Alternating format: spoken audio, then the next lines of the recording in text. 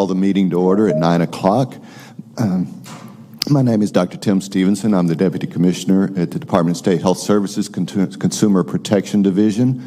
With me on the dais, I have Ms. Sophia Stiffelmeyer. She's the Director of our Food and Drug Section, and our General Counsel, Cynthia Hernandez. Appreciate you all coming today. The purpose of our meeting today, this hearing, is to provide an opportunity for you to provide public comment and for us to receive those on the proposed rules relating to the manufacture, distribution, and retail sale of consumable hemp products.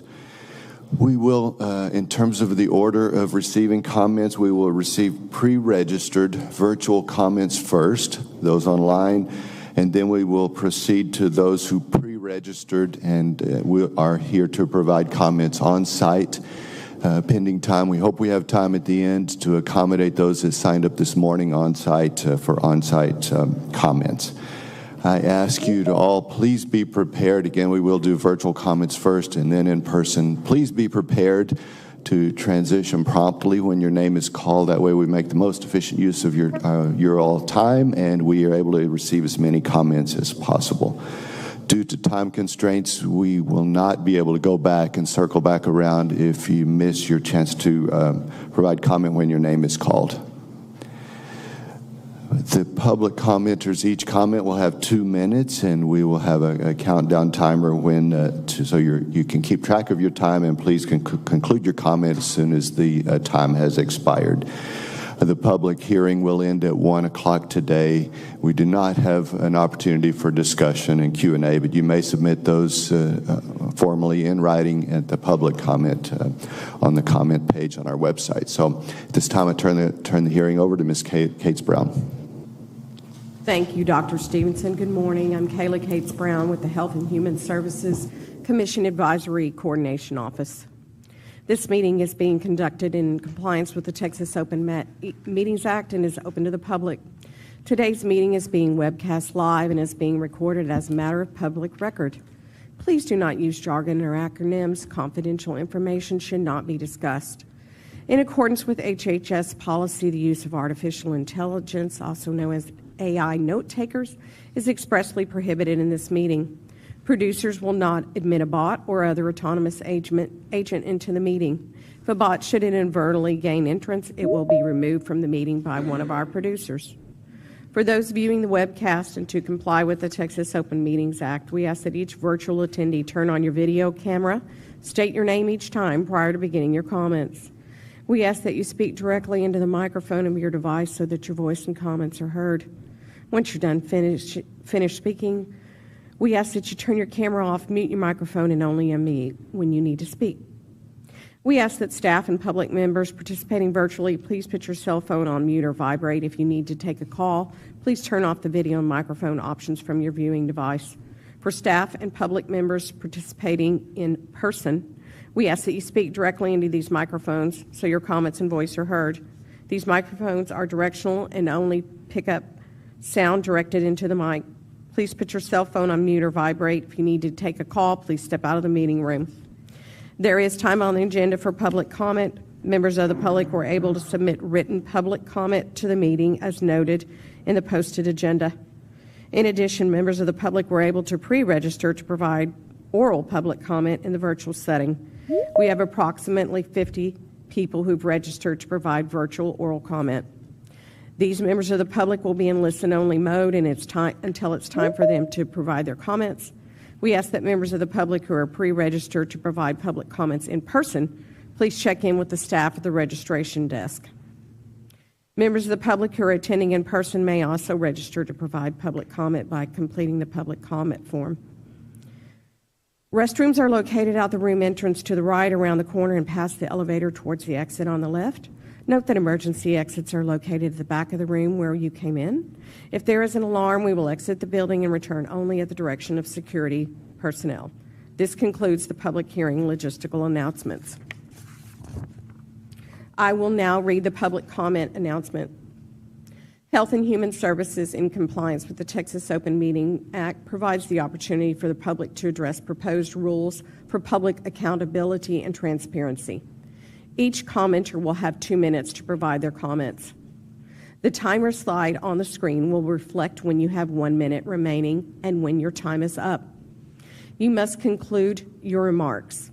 Please be respectful of the public comment time limitations. Please remember that confidential information should not be shared. As a reminder, commenters must comply with applicable federal and state laws and regulations regarding access, use, or disclosure of health information or other sensitive personal information.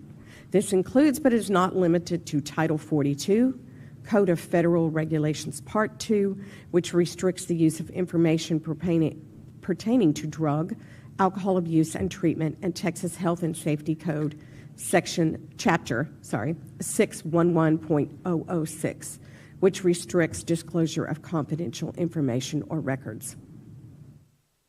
Dr. Stevenson, would you like to introduce the members of the dais, and then we will proceed with the first virtual commenter? Yes. So to my left, we have Sophia Stiffelmeyer, Director of our Food and Drug Section, and to my right, Cynthia Hernandez, our General Counsel at Department of State Health Services. Let's proceed with the comments, please. At this time, we will begin the pre-registered virtual oral comments. I would like to call on Natalia Ramon.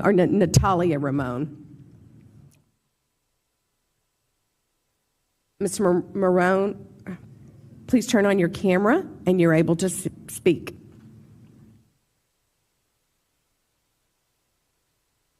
What? Hello. I'm sorry for that delay. Do we start now?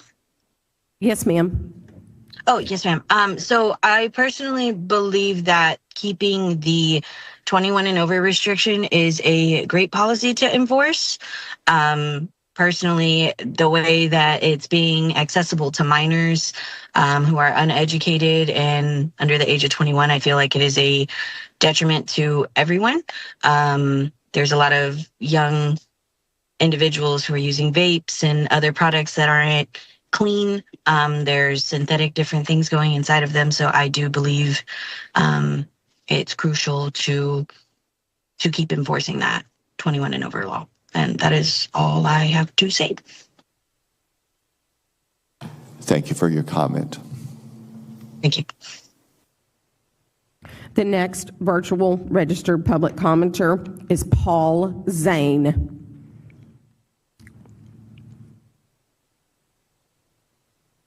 Paul Zane.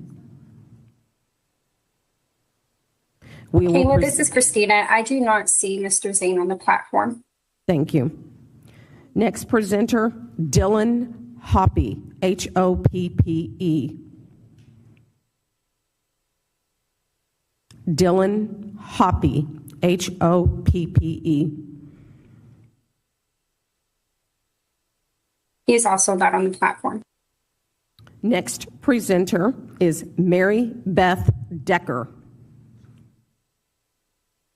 Mary Beth Decker.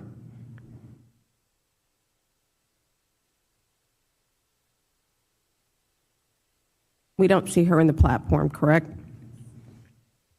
Correct. Next commenter is David Ramirez. David Ramirez. He is not in the platform. Next commenter is Joshua Smith. Joshua Smith. He is not. I do not see Mr. Smith on the platform. Thank you, Ms. Alanis. I do see that Dylan Hoppe just joined. Please admit him.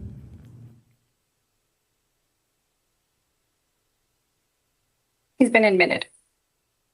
Mr. Hoppe, Dylan Hoppe, you are able to provide your public comment now. You will turn on your camera and your microphone. You will have 2 minutes. The timer slide will indicate when your time is up.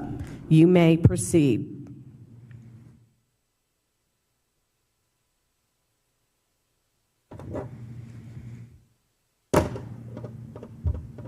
My camera on my phone isn't working. Can I still proceed with the public comment? Yes, sir. Please proceed.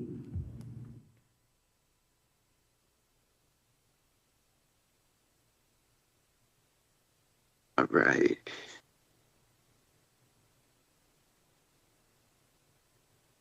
Please state your comments. You will have 2 minutes. All right. I wanted to give my personal testimony here. These products have helped me manage my chronic anxiety and anxiety-induced seizures, as well as helped me get off of my pharmaceuticals that were causing me more harmful side effects than good. I use THCV, which has been life-saving for its benefits and helping with depression. It's naturally occurring, not psychoactive. And like I said, I mean, it's literally been life-saving for me for my daytime stress and depression. I've never found something that works as well as this. And I've tried numerous medications and different treatments. I also use hemp-derived full-spectrum live resin CBD tincture oil, and I smoke THCA flower. The flower gives me instant relief and is the only thing that helps my panic attacks. Please reconsider the rules as written. Teacup creates too many barriers like costliness, time, and accessibility to get the products, and caps how much you can use. Also, the potency through Teacup just isn't there for the conditions and severity level I deal with. They also don't offer flower as a modality, which is literally the most natural form of cannabis on this earth because it's literally the plant itself. So please also reconsider the economic impact of these fees and the health impact of banning THCA flower for adult Texans. That is my testimony. Thank you for your comment.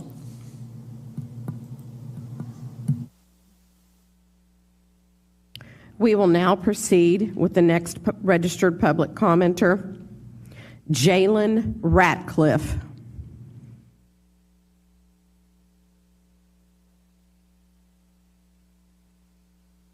Mr. Ratcliffe, you will have 2 minutes. Oh.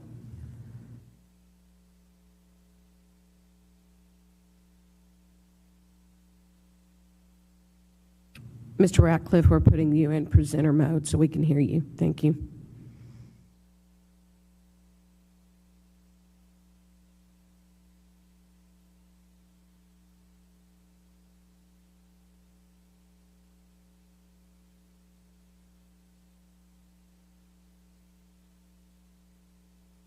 In there.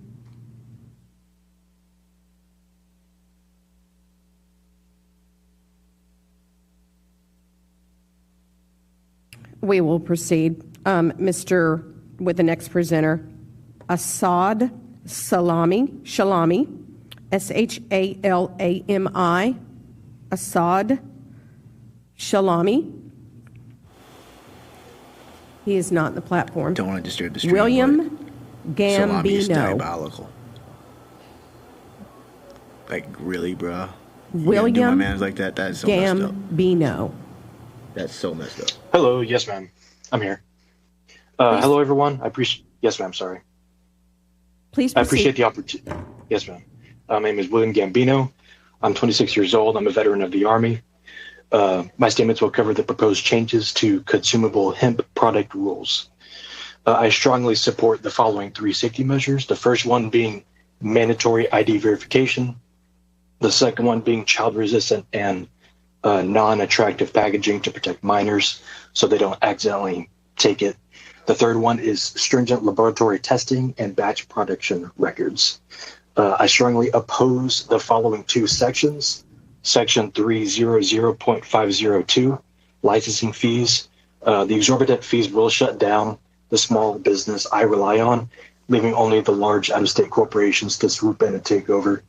The other section that I oppose is section 300.101, including THCA, and the THC limit is a de facto ban on the hemp flower, which provides the fast-acting relief I need to fall and stay asleep. Now, the issue on hemp is one of those extremely rare issues where I agree with the left side of the aisle on, and it's something I always butt heads with my side of the aisle, which is the right. Consuming edibles has been the most cost-effective solution in handling my severe insomnia, which I unfortunately acquired from my time in the service. Doctors are too stingy, in my opinion, when it comes to prescribing sleep medications, and purchasing those prescribed sleep medications without health insurance is just not viable for the average American, since we're all struggling to make ends meet. I'd like to not have to use edibles and whatnot to get me to sleep and stay asleep, but the alternative, which is big pharma, is not only way too expensive, but it also takes nearly 2 weeks to have prescription sleep medications be delivered. And I feel like I'm testifying before a court in order to justify my need for a prescribed sleep medication to see some doctor at the VA who doesn't even really listen to me, Veterans Administration. But with hemp in general, I can just drive to my closest credible weed dispensary and I purchase what I need. Losing access to such products would mean that I would not be able to adhere to a reasonable sleep schedule and get to work on time so that the Sir, fruits of my your time has expired. Thank you. I'm sorry. Yes, ma'am. Thank you. Thank you, sir, for your comment. Yes, sir. We will proceed to the next commenter, Mr. Scott Stubbs.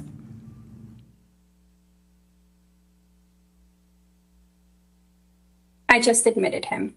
Thank you. Mr. Scott Stubbs, you are able to turn on your camera and microphone now. We'd like you to provide your virtual public comment for this public hearing. You will have 2 minutes. You may proceed. I'm trying to get my camera. Let's see.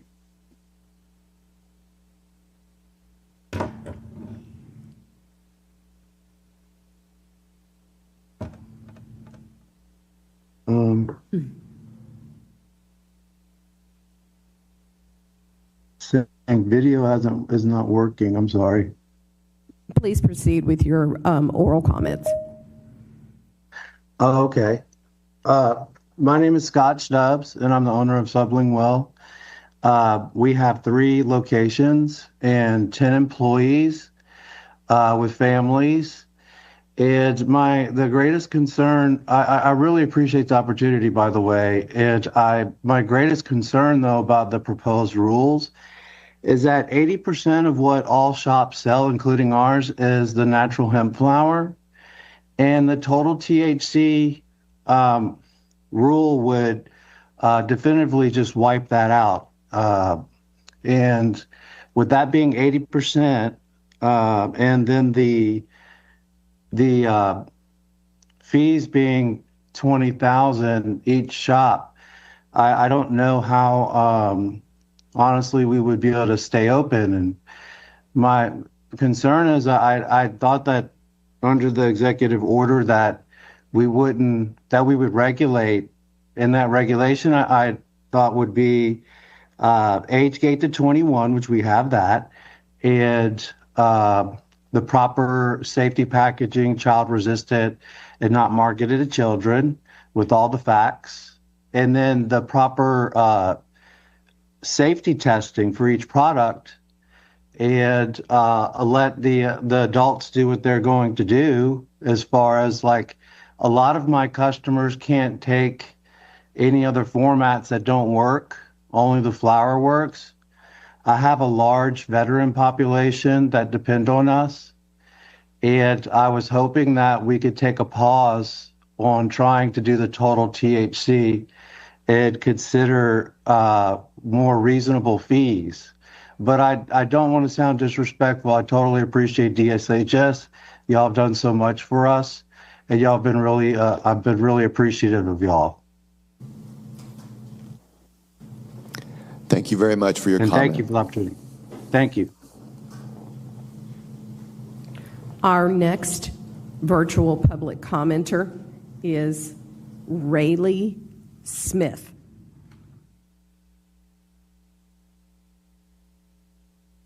Rayleigh Smith.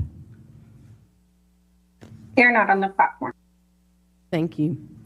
Our next commenter is Aubrey Adams. Aubrey Adams, please turn on your camera and mic and proceed with your 2 minutes of comments. Hi, can you hear me? Yes, ma'am. Thank you so much. I'm Aubrey Adams. I'm speaking for Citizens for Safe and Healthy Texas. I'm from your future, Colorado, where I witnessed firsthand the harm retail THC causes families and communities. After we saw recovery in Houston, those harms followed us. My own son has suffered addiction, psychotic episodes, and severe GI illnesses from Texas THC. As a host parent for youth in recovery, I watched a young man in THC-induced psychosis fight for his mental stability daily. Another deteriorate from cannabinoid hyperemesis syndrome with severe vomiting and abdominal pain. His last hospitalization, his kidney function dropped to 20%. These families are not statistics, they are Texans. This issue is not about private choice. Texans already has personal freedom in their private settings. This issue before the state is the normalization and promotion of retail THC, driven by chemical manipulation, misleading information, and deceptive predatory marketing. Somebody's speaking over me, and can you please mute them and start my time over? Ma'am, you have 1 minute. Individuals are, thank you, I'm so sorry I was interrupted. Individuals are suffering permanent psychotic injuries. Families are financially and emotionally depleted, and their experiences are being dismissed while profits take priority. Texas lacks a comprehensive THC mitigation strategy, and law enforcement is not equipped, so the costs are being borne by the families and the taxpayers. The recent fatal stabbing of Andrew Messner at Baytown Sterling High School underscores the consequences of this public health emergency. I have submitted a letter detailing our requests for regulations. THC driving impairment must be addressed first, followed by proof of safety, funds for public education, data collection, treatment infrastructure, warning labels, age restrictions of 25 plus, and municipal. Ma'am, your time has expired. Thank you. Thank you, ma'am, for your comment.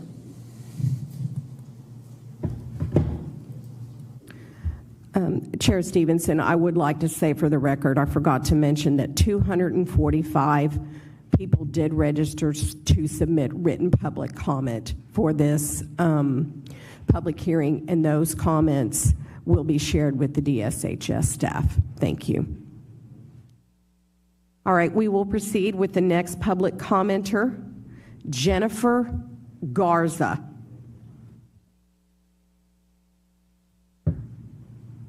She's not on the platform. Jennifer Garza. We will now proceed to the next commenter, Veronica Rios.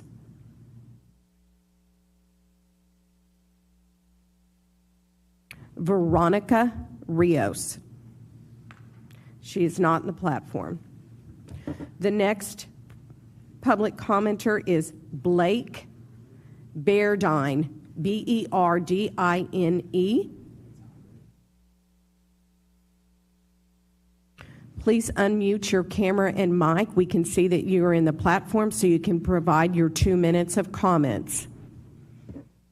Hi, my name is Blake Berdine, and I am representing myself. I want to thank you for the opportunity to provide a public comment. So the proposed adoption of a total THC standard at or below 0.3% would effectively eliminate hemp cultivation and retail sales in Texas, causing significant economic harm to farmers, processors, and small businesses that are currently operating in full compliance with the existing law. A total THC standard was the central goal of Senate Bill 3, a proposal that more than 70% of Texans are opposed to. That opposition reflected a clear message from voters.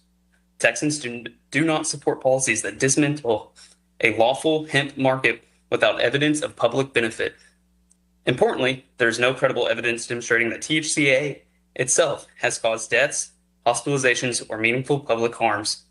There is no evidence that legally sold THCA hemp flower has resulted in increased emergency room visits, overdoses, or other adverse outcomes. By imposing an unworkably low THC standard, this rule would not eliminate consumer demand, it would redirect it. Consumers would be pushed toward an illegal and unregulated market where products are untested, unlabeled, and unrestricted. That outcome increases physical risk, exposure to contaminants, and criminal justice involvement rather than reducing harm. Additionally, a total THC rule is internally inconsistent with continued legality of hemp-derived edibles and beverages containing 5 or even 10 milligrams of THC. If those products are permitted, restricting raw flower to a total THC standard makes cultivation economically impossible. It would also dramatically increase production cost, forcing excessive remediation and waste, raising prices or driving compliant businesses out of the market entirely. Finally, conflicting public statements suggesting that the TVA will allow THC testing current standards, a total THC rule. Your time has expired. Thank you, sir, for your comments.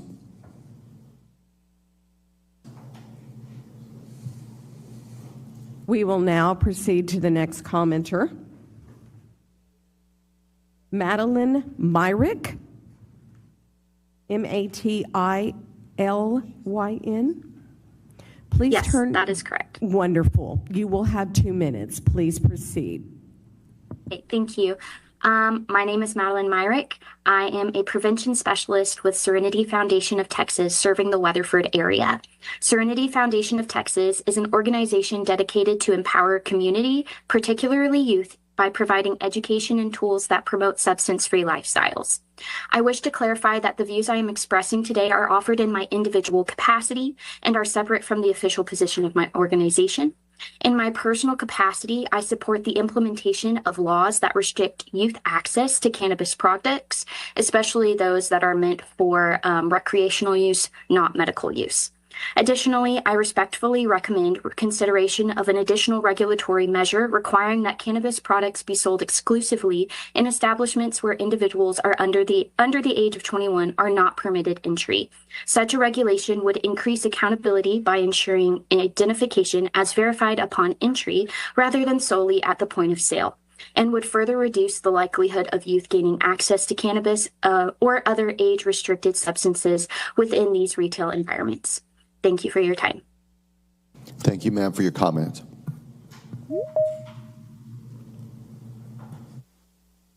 We will now proceed to the next registered oral public commenter, Chris Mansfield.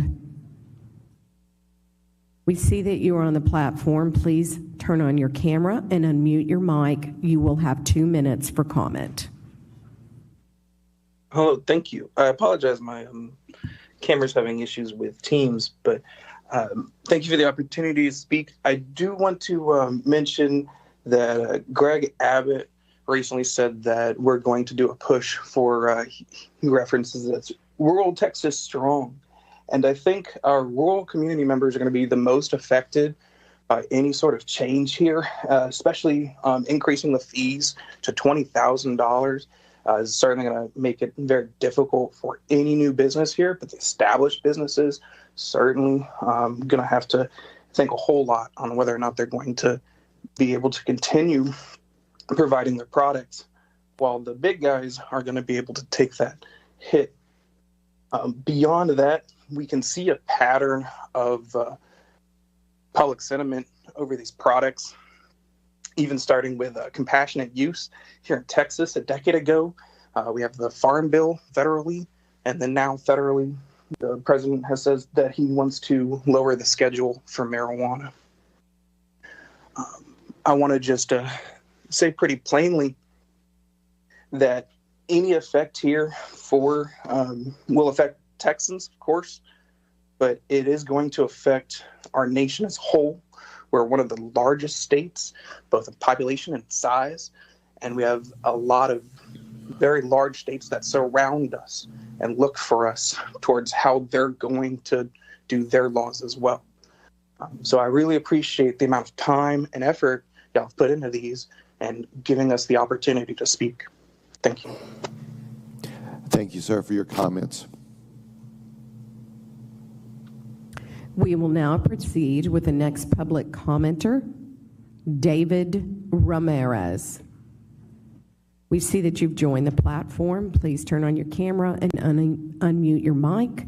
You will have 2 minutes for comment.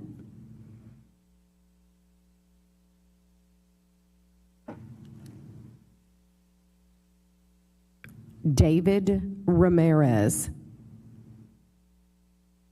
Ms. Cates Brown, I do not see him on the platform anymore. Thank you. Our next public commenter is Bianca Allison.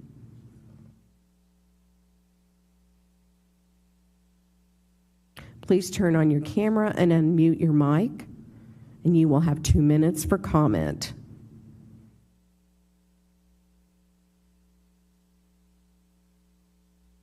Bianca Allison.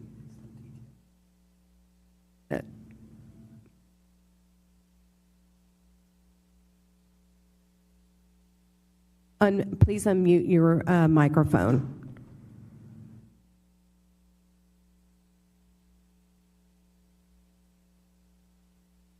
We do see you in the platform, and you are in presenter mode. Please speak.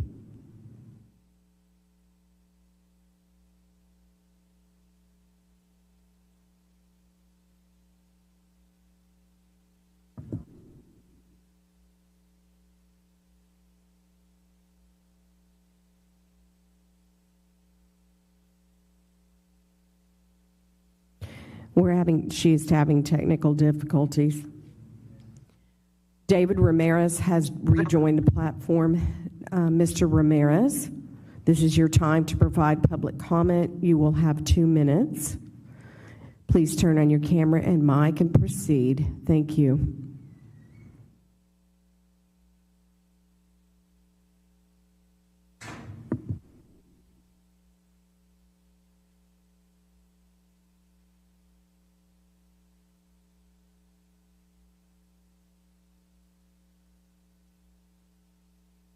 David Ramirez. Please unmute your mic and turn your camera on for your public comments.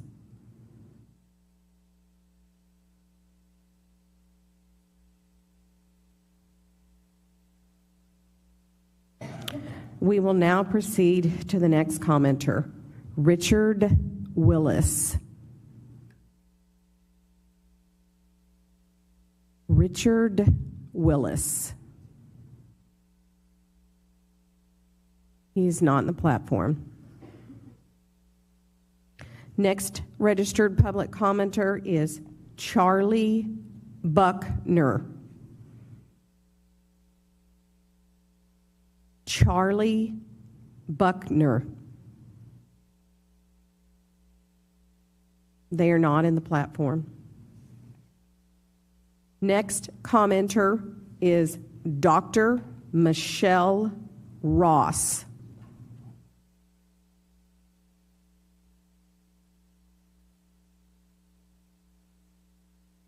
Dr. Michelle Ross. She is not in the platform. Next registered public commenter is Nadia Howell.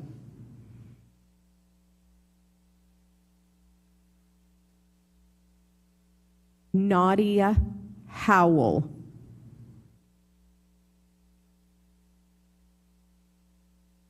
She is not in the platform.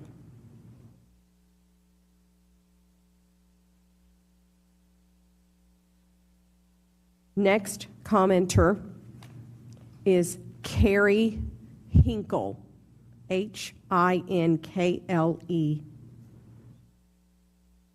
Carrie Hinkle.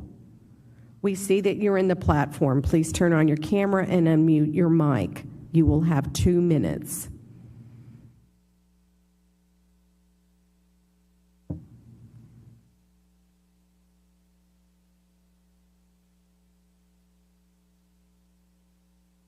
Ms. Cates Brown, it's not allowing me to make her presenter. Hey, it just allowed me. Wonderful. Please proceed. You have 2 minutes. Thank you. So my name's Kerry Hinkle. I am with Bayou City Hemp. We're located in Houston, Texas. I want to first thank the DISH's staff for all the hard work that you put in to get to this point. We have submitted written comments that go into farther detail on our recommendations on these proposed rules, but today I'll just highlight 3 quick ones. First and foremost, have you heard before, and I'm sure you'll hear more about later, is the $20,000 retail fee is far too onerous. Our hemp beverages are sold in thousands of stores around the state and some chains that have hundreds of locations in the state of Texas, and asking them to pay millions of dollars to pay $20,000 for each location that sell our beverages is far too onerous. From a business decision, it wouldn't make sense in the velocity and the margins that would require to make up the licensing fee. So we understand DISH's needs enforcement dollars to increase the crackdown on bad actors in the state. And so we as a manufacturer would actually be willing to pay double the manufacturing fee should the retail fee be reduced. The current DISHs and TABC licenses range from about $500 to $1,325 per year, and we would ask that that fee be reduced to somewhere in those ranges. Secondly, as a manufacturer, we are supportive of the total THC standard and would ask that there's an exemption and a safe harbor for manufacturing in the state. When you make a product in hemp, it will naturally spike above 0.3%.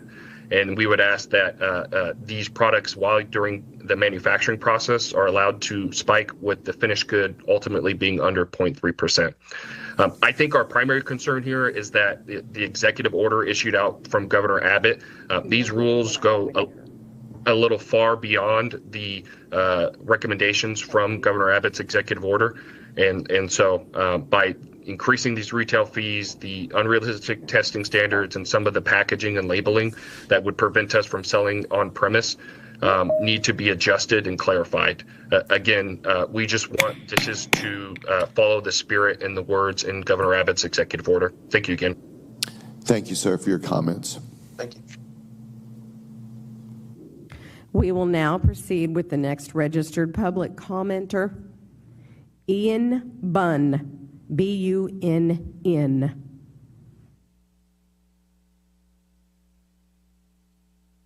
Ian Bunn, B-U-N-N. He is on. Ms. Cates Brown, it's not allowing me to make him a presenter. Thank you, Christina. We can get the on-site folks to do it.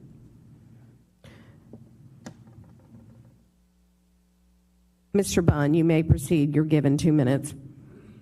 Hello, my name's Ian Bunn. I'm a Texas resident and technology founder of Green Club, a platform focused on transparency, verification, and public trust in regulated hemp and cannabis markets. I want to be clear at the outset, I support strong enforceable hemp regulation. Age gating, product testing, labeling standards, and accountability are necessary to protect public health, obviously. However, I'm deeply concerned that parts of this proposal risk undermining those very goals. Raising manufacturer licenses from 250 to 20,000 to 25,000 per facility, and retail registrations from 150 to 20,000 per location would be an enormous strain to all small businesses, micro operators, and rural retailers. According to the agency's own fiscal analysis, these changes would generate over $200 million annually, while agency costs increase only marginally. That raises serious questions about whether these fees are intended to support oversight or whether they function as an economic barrier that eliminates participation by smaller compliant operators. Excessive fees do not improve safety. We all know that. They consolidate the market, reduce transparency, and push activity of regulated channels. Now, second and most concerning is a shift to regulating hemp products based on total THC. Now, this change would effectively remove hemp flower for all people that use it and get healing from it. The most common and least processed hemp product from the legal market. Eliminated regulated access does not eliminate demand. It redirects consumers towards unregulated markets where there's no testing, no age verification, and no consumer protection. From a public perspective, that outcome is worse, not better. Texas should be focused on keeping products within a regulated, inspectable, and transparent framework, not unintentionally driving it towards gray or illicit markets. I urge DHS to reconsider both the scale of the proposed fee increases and the unintended consequences of the total THC standards as currently written. Your time has concluded. Thank you. Thank you, sir, for your comments. We will now call on public commenter David Ramirez. We see that you are on the platform. Please unmute your mic, turn on your camera, and you will have 2 minutes for comment.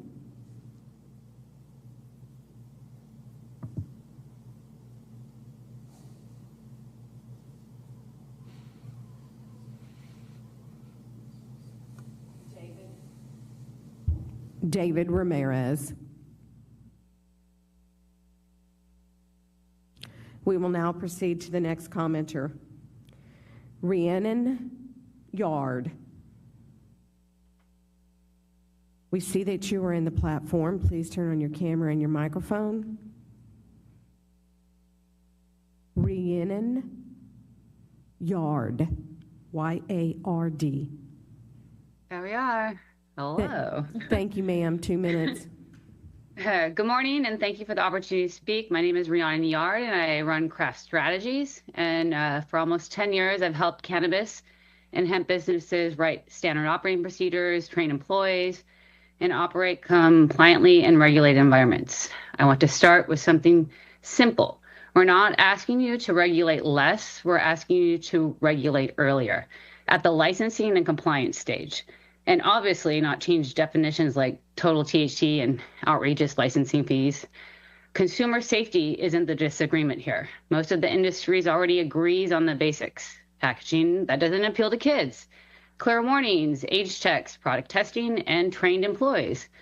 Compliant businesses are already doing this. This industry has existed for a long time. Industry leaders can help write these rules. The real questions is where the rules live. From a compliance standpoint, the safest place to regulate is before products hit the shelf, not after. There's no need for a moonshine market when compliance is clear, practical, and transparent. Instead of redefining hemp or relying on after-the-fact enforcement, DSHS can strengthen consumer safety by focusing on front-end requirements at licensing, like written SOPs and explain packaging, warnings, age checks, and intake, access to COAs and basic records, employee training and accountability, and fees that support compliance rather than push businesses out. This is how other regulated industries already work. It's easier to enforce, easier to understand, and stays within your authority. Craft exists to help businesses meet these requirements and apply them consistently. We're also happy to be a resource to the department if that's helpful. Texas doesn't need prohibition by rule. It needs clear rules applied early that actually work. Thank you for your time. Thank you, ma'am, for your comments. We will now proceed to the next public commenter, Carrie Narveson, Narveson. Carrie Narveson. She is not in the platform. We will now proceed to the next commenter, Hayden Meek. We see that you are on the platform. Please unmute your mic and turn your camera on. You will have 2 minutes. Hayden Meek. All right, good morning. I'm here, thank you. Good morning, my name is Hayden Meek, and I'm the owner of Delta A Denton, a small hemp store in Denton, Texas. Thank you for the opportunity to speak today. I'm here to address the proposed fee structures in sections 300.502F1 and 300.202C1.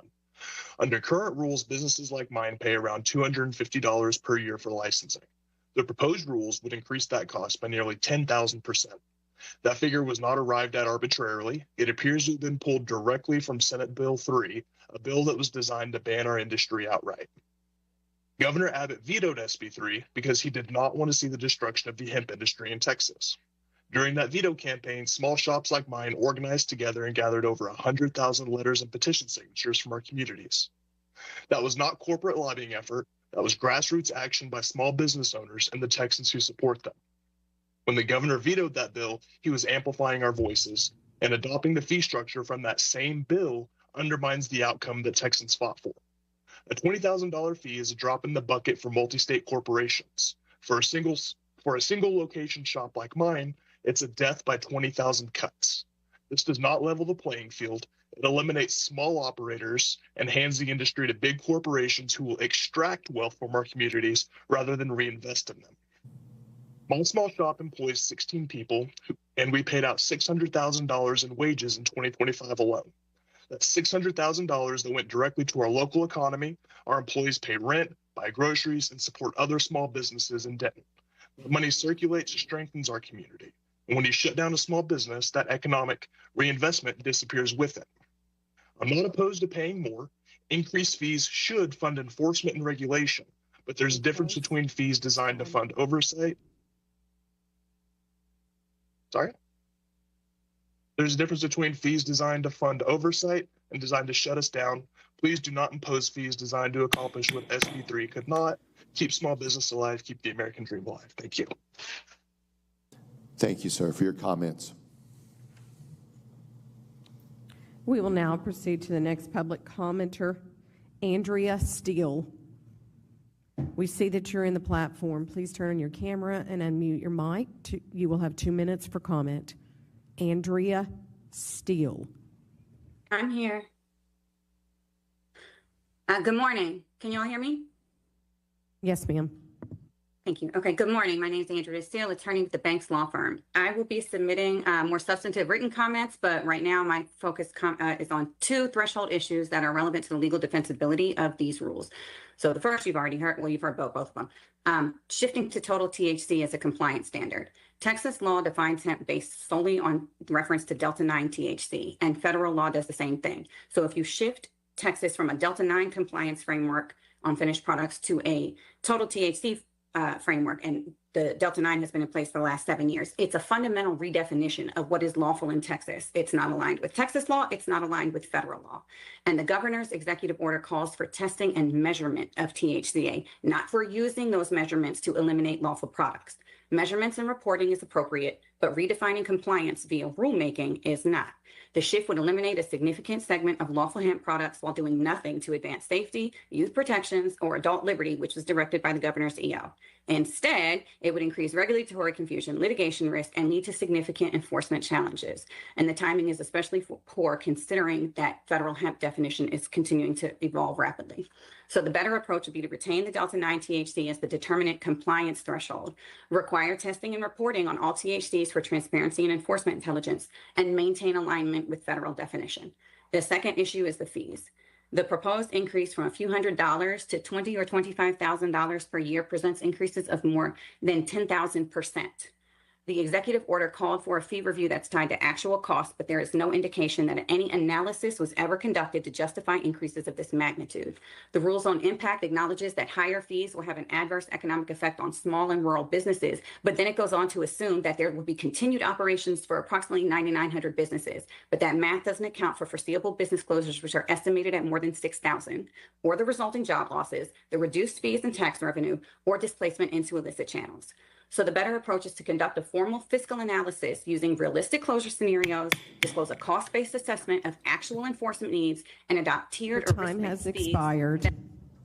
Thank you, ma'am, for your comments. We will now proceed to the next registered public commenter, Carol Jones. We see that you're in the platform. Please turn on your camera and unmute your mic. You will be given 2 minutes for comment.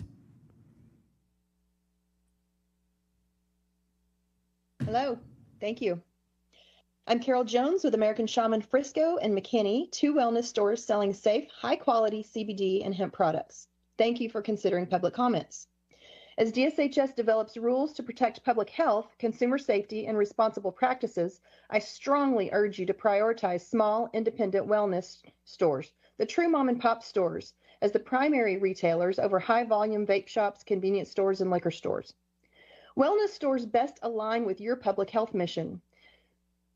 We specialize in holistic health and education with knowledgeable staff who guide customers on proper use, dosage, and wellness benefits. This promotes informed, responsible consumption and minimizes risks like misuse and exposure to vulnerable groups. Vape and convenience stores, by contrast, often focus on quick sales without that educational emphasis, raising greater public health risks. Stop treating us the same. First, I suggest you define wellness stores clearly in the rules so enforcement targets the real problems instead of wasting resources on compliant operators. I've checked many convenience and liquor stores selling hemp, and almost none post their licenses on the wall. I suggest mandating a large visible posting with QR codes linking to DSHS verification. Plus, you could include anonymous citizen reporting tools with verified tip incentives. Labeling requirements could include information for consumers to report potential bad actors. These fixes would make enforcement stronger and more efficient. Supporting small wellness retailers also strengthens Texas' small business economy. You know, we employ a lot of people already.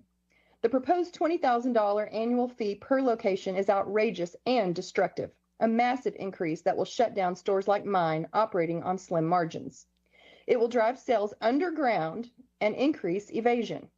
It benefits the big corporations while killing family businesses and local jobs. I suggest adopting tiered fees, lower rates for volume wellness shops, or exemptions based on store type and volume. Your time has expired. Thank you, ma'am, for your comments. We will proceed to the next public commenter, Betsy Jones. We see that you're in the platform. Please unmute your mic, turn on your camera, and you will be given 2 minutes. Betsy. Good morning. Thank you. Proceed.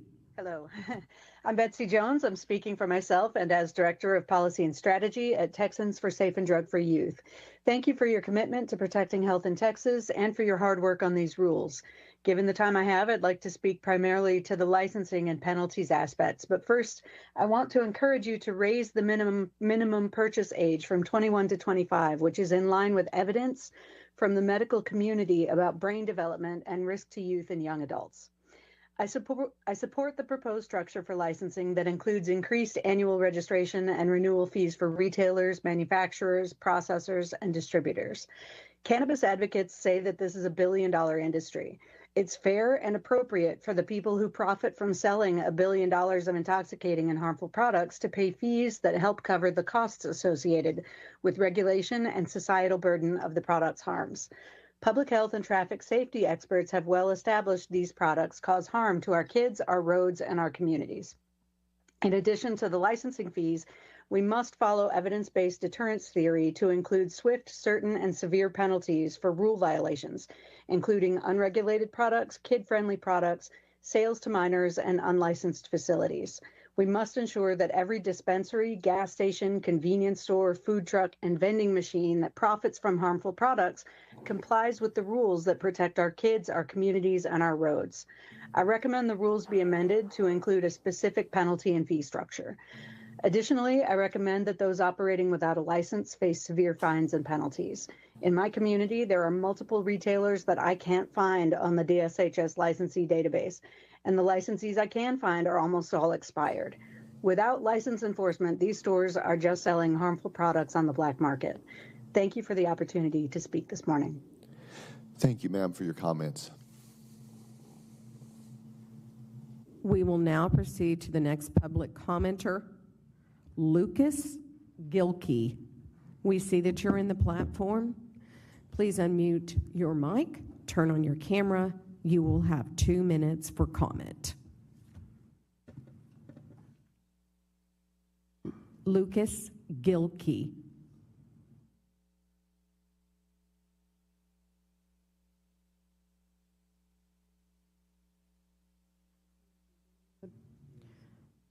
Mr. Gilkey, you are in presenter mode. You should be able to unmute and turn and provide your comment.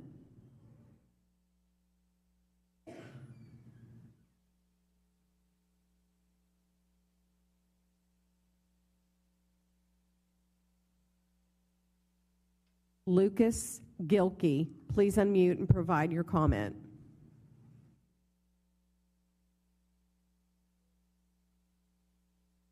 We will proceed to the next commenter, Brian Hart, H-A-R-T. Brian Hart.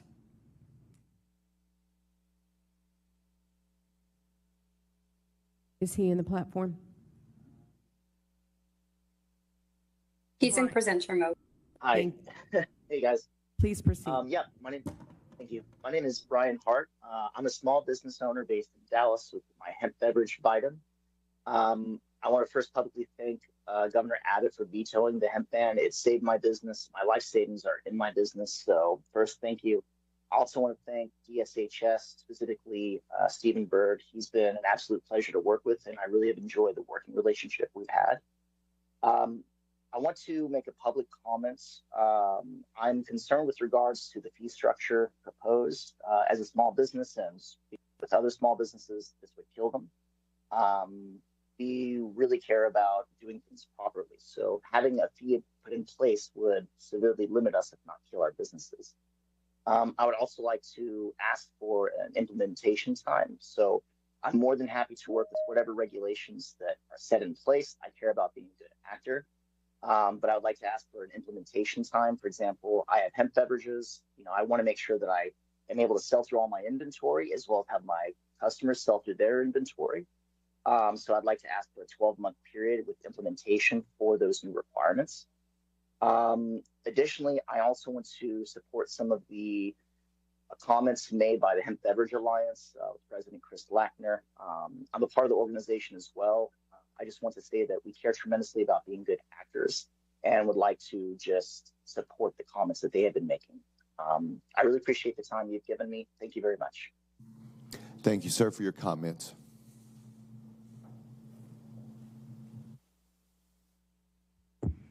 We will now proceed with the next registered public comment.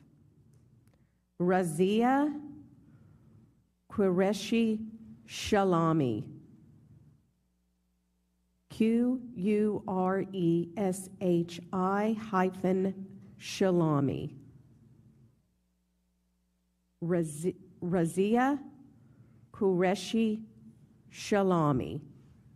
They are not in the platform. Thank you. The next registered public comment is Mindy Duffy, Duffee.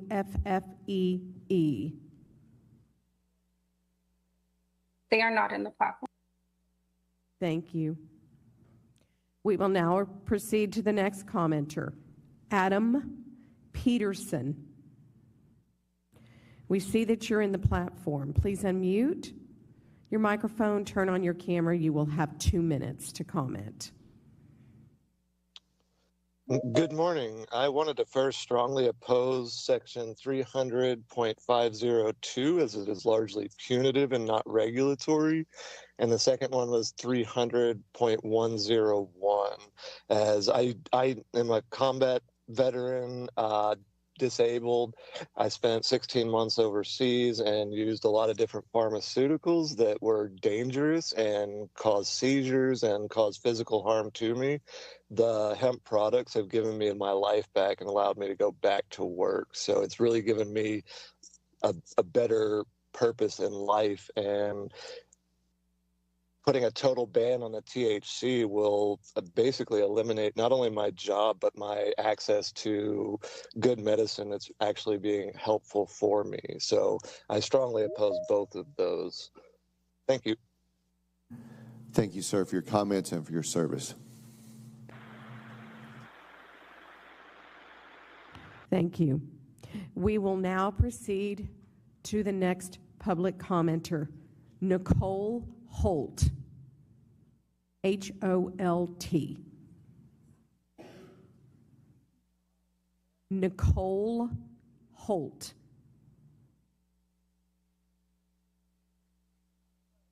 We do not see you in the platform. She's in presenter mode. Oh, she is. Thank you. Nicole, please proceed. 2 minutes.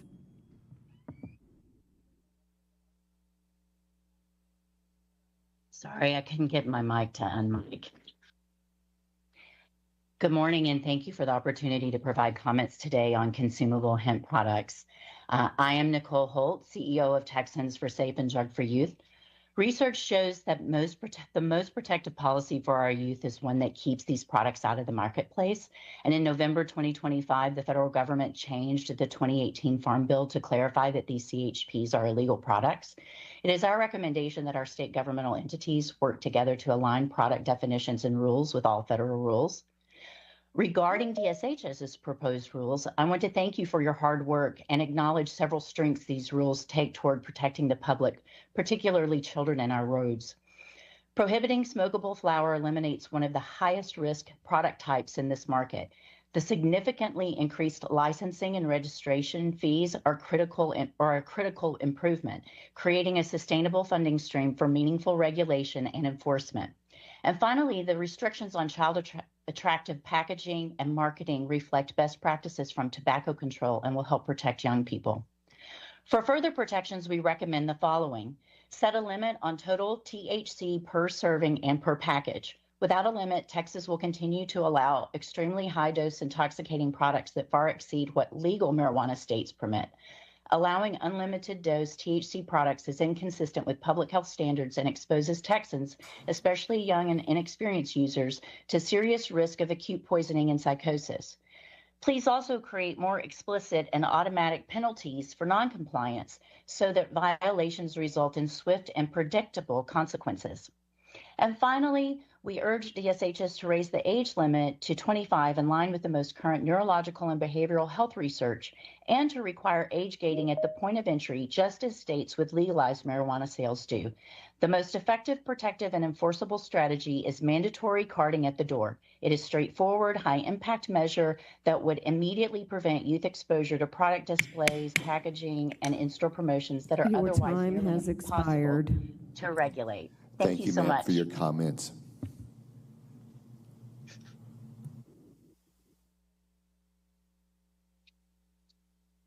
Our next registered public commenter is Kenya Alexander. Kenya Alexander. They are not on the platform. Mr. Gilkey has rejoined. Mr. Gilkey, please unmute your camera, your microphone, my apologies, and turn on your camera and provide your comment. You will have 2 minutes. Can you hear me okay? Yes, sir, we can. Please proceed. My name is Lucas Gilkey. I'm the CEO of Hometown Hero, founding member of the Texas Hemp Business Council, a proud father and veteran of a U.S. Coast Guard counter-narcotics unit. Hometown Hero is a consumable hemp product licensee, and as such, we are intimately familiar with these regulations. In fact, we are plaintiffs in a lawsuit against the state of Texas regarding these regulations since 2021. Hometown Hero has been clear throughout the legislative process. We support thoughtful regulation. However, these regulations, as drafted, disproportionately and economically burden Texas businesses. As drafted, out-of-state businesses are not even subject to these onerous requirements, but are still able to ship their products into the great state of Texas. As a reminder, the department's authority to promulgate these revised regulations are specifically tied to Executive Order GA 56, which directed DSHS to review and possibly update only 6 enumerated sections of the regulations. However, despite this specific charge by the governor, you are instead proposing to revise 31 separate sections. In totality, these changes amount to a complete modification of Texas's hemp program and are essentially legislating via rulemaking. You even acknowledge in the state register that you are creating brand new regulations. Hometown Hero will be submitting detailed comments, including but not limited to the new definition of hemp, all the other new definitions, the practical prohibition on in-state manufacturing, erroneous double testing requirements, subjective enforcement standards, practical impossibilities for labeling requirements, and the immediate applicability of these regulations without an ability to sell through existing inventory. I look forward to collaborating with DSHS to ensure the final version is clear, enforceable, not unduly burdensome, and grounded squarely in the authority of Executive Order GA 56 and existing law. Thank you. Thank you, sir, for your comments. Our next registered public commenter is Victoria Rumfield. We see that you're in the platform. Please unmute your microphone, turn on your camera. You will have 2 minutes. Victoria Rumfield.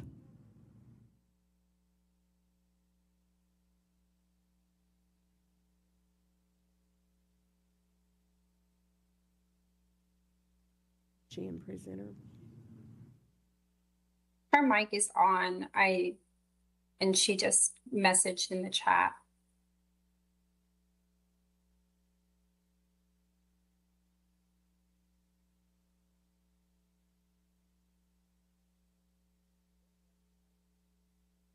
Ms. Rumfield, can you proceed with your 2 minutes of comment?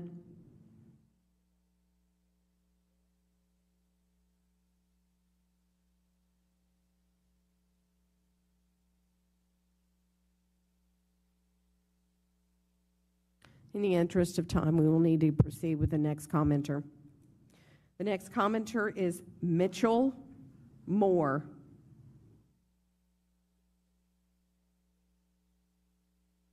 We see, Mr. Moore, that you are in the platform. Please unmute your microphone and turn on your camera. You will have 2 minutes. Mitchell Moore. Very good. Can you hear me? Yes, sir. Thank you. My name is Mitchell Moore. I'm speaking today as a citizen of Texas. I'm a licensed chemical dependency counselor and internationally certified prevention specialist with 40 years of experience. Thank you for your work to protect Texans from addiction. Reducing access to a substance is the most effective way to do this.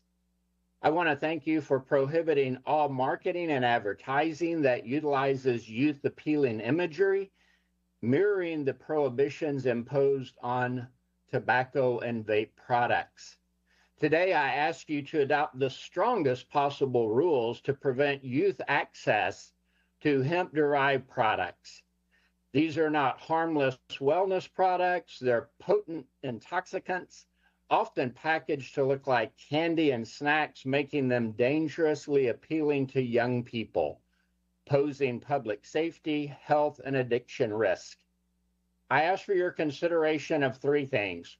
First of all, prohibit the sale of all hemp-derived substances, including products containing Delta-8, 10, and THCA. Second, I thank you for your age 21 verification requirements, but strongly recommend increasing that to age 25. Cannabis use before age 25 alters the brain at its most vulnerable phase and can lead to treatment-resistant addiction. Third, I ask you to create a strong compliance framework and decisively close potential loopholes, eliminating any possibility of availability or accessibility of hemp-derived products to those under the age of 25. Thank you for your time and consideration. Thank you, sir, for your comments. We will proceed to the next commenter. We see that Victoria Rumfeld has rejoined the platform. Ms. Rumfeld, can you please unmute, turn on your camera to provide your 2 minutes of comment now?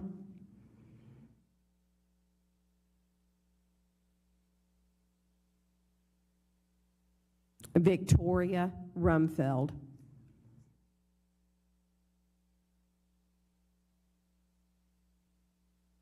We will proceed to the next commenter, Sharon Kruk, K-R-U-K. We see that you're in the platform. Please turn your camera on, unmute your mic. You will have 2 minutes. Sharon Kruk.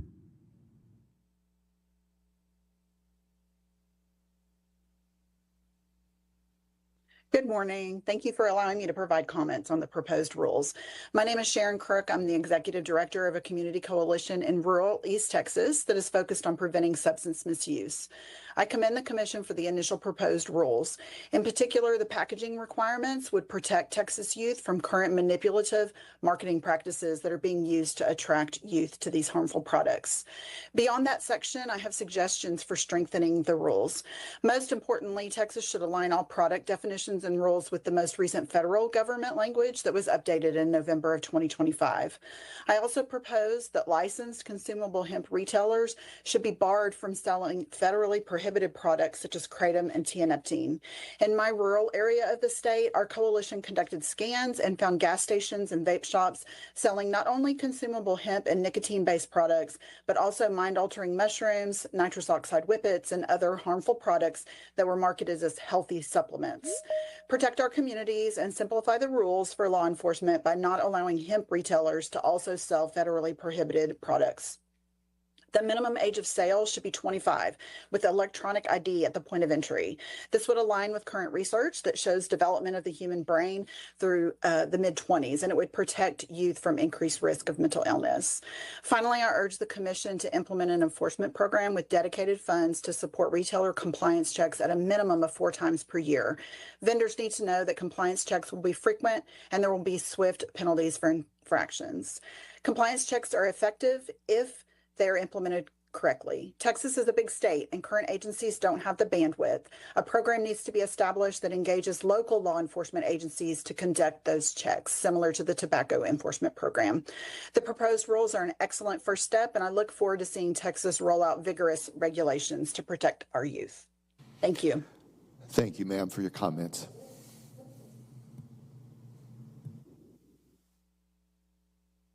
We will now proceed to the next public commenter, Sydney Taylor, Taylor. Sydney. They are not on the platform. Thank you. Sydney Taylor is not on the platform. Our next public commenter is Jason, Bequer, Becker. Jessen Becker, we see you're in the platform. Please turn on your camera and unmute your mic. You will have 2 minutes for comment.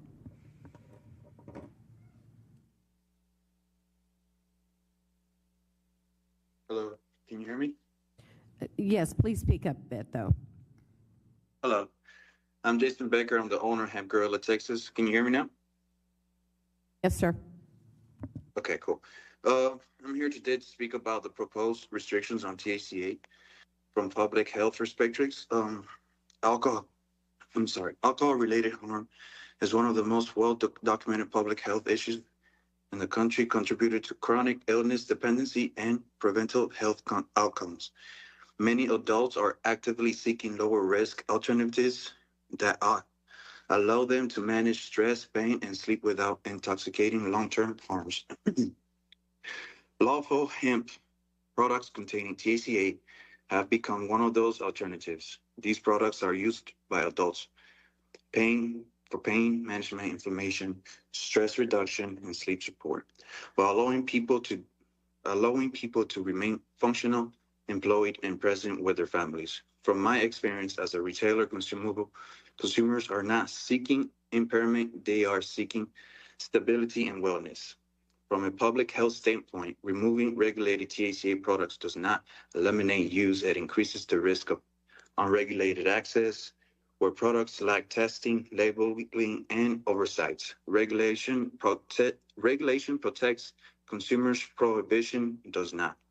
As a licensed business, we operate under strict compliance standards, including third-party lab testing, clear labeling, QR code access, certificates analysis, and age restrictions. This is what responsible public health policy looks like. Banning THC would remove safer regulated options from marketing while pushing consumers towards less transparent alternatives, working against public health goals. I respectfully urge DACA to consider harm reduction, consumable safety, and real-world public health outcomes before finalizing these rules. Thank you for your time and thank you, sir, for your comments. Thank you, sir. We will now proceed to the next registered public commenter, Dr. Lindy McGee. We see that you're in the platform. I'm right here. Thank you. You will have 2 minutes. Please proceed. Hi, my name is Dr. Lindy McGee, a pediatrician in Houston, and I'm here representing the Texas Medical Association and Texas Pediatric Society. Thank you for the opportunity to offer comments. We know that the risk for negative health effects for both minors and adults who use THC products is well documented. Notably, patients with cannabis use disorder have a 3-fold higher mortality rate within 5 years. Consistent use is also linked to increased risk of stroke, heart disease, and dementia. Short-term effects seem anxiety, panic, and hallucinations, which I'm definitely seeing in my patients. For this reason, we strongly support the following in the proposed rules: the clear labeling, inclusion of testing information, tamper-evident and child-resistant packaging, prohibition of marketing practices and packaging that appeal to children, and separate licenses for each retail location. We believe the current requirements should be strengthened by including the following information prominently on the front packaging of all consumable hemp products. Clearly state 21 plus only. Indicate that the product is not safe for children. Include Texas Poison Center Network's hotline number on the packaging. Add the warning, may be habit forming. State that the effects of THC may not be delayed for up to 2 hours. We see this issue a lot with edibles, where people take it, they think it hasn't worked, and they take more, and they end up with an increased incidence of psychosis and anxiety. Add the warning, do not drive or operate heavy machinery. We also urge the adoption of a universal THC warning label that is easily recognizable in cautionary colors such as red or yellow and standardized across all products. This should be easily recognizable and large enough for a grandparent who is babysitting to be able to tell that the gummies are edibles and not something they should be giving their grandkids. That's another thing we see in the emergency department. Thank you for your time. Thank you, ma'am, for your comments.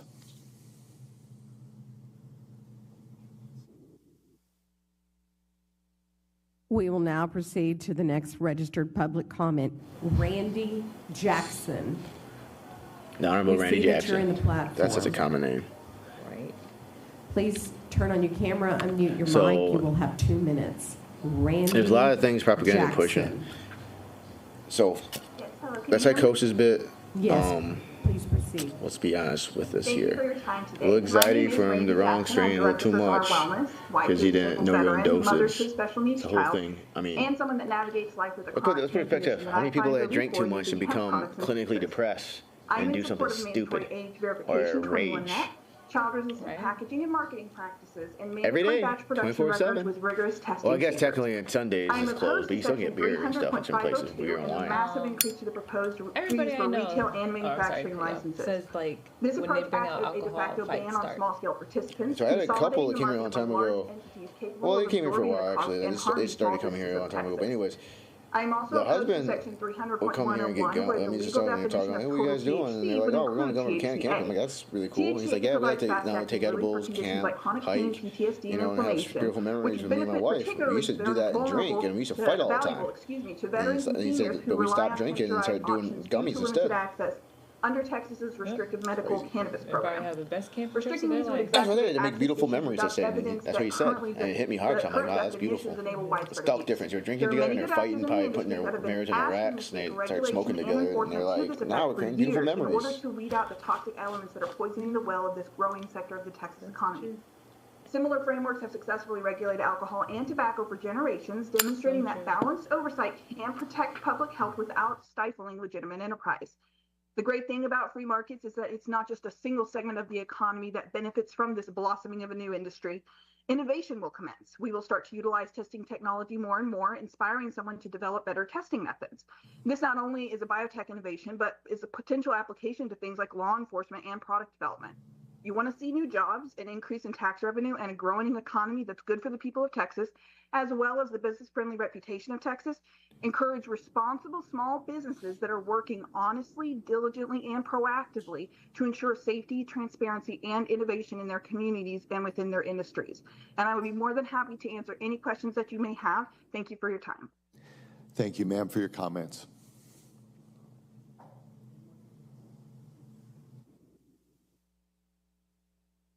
The next registered public commenter is Matthew Madison. Matthew Madison. You are in presenter mode. Unmute your microphone and turn on your camera. You have 2 minutes.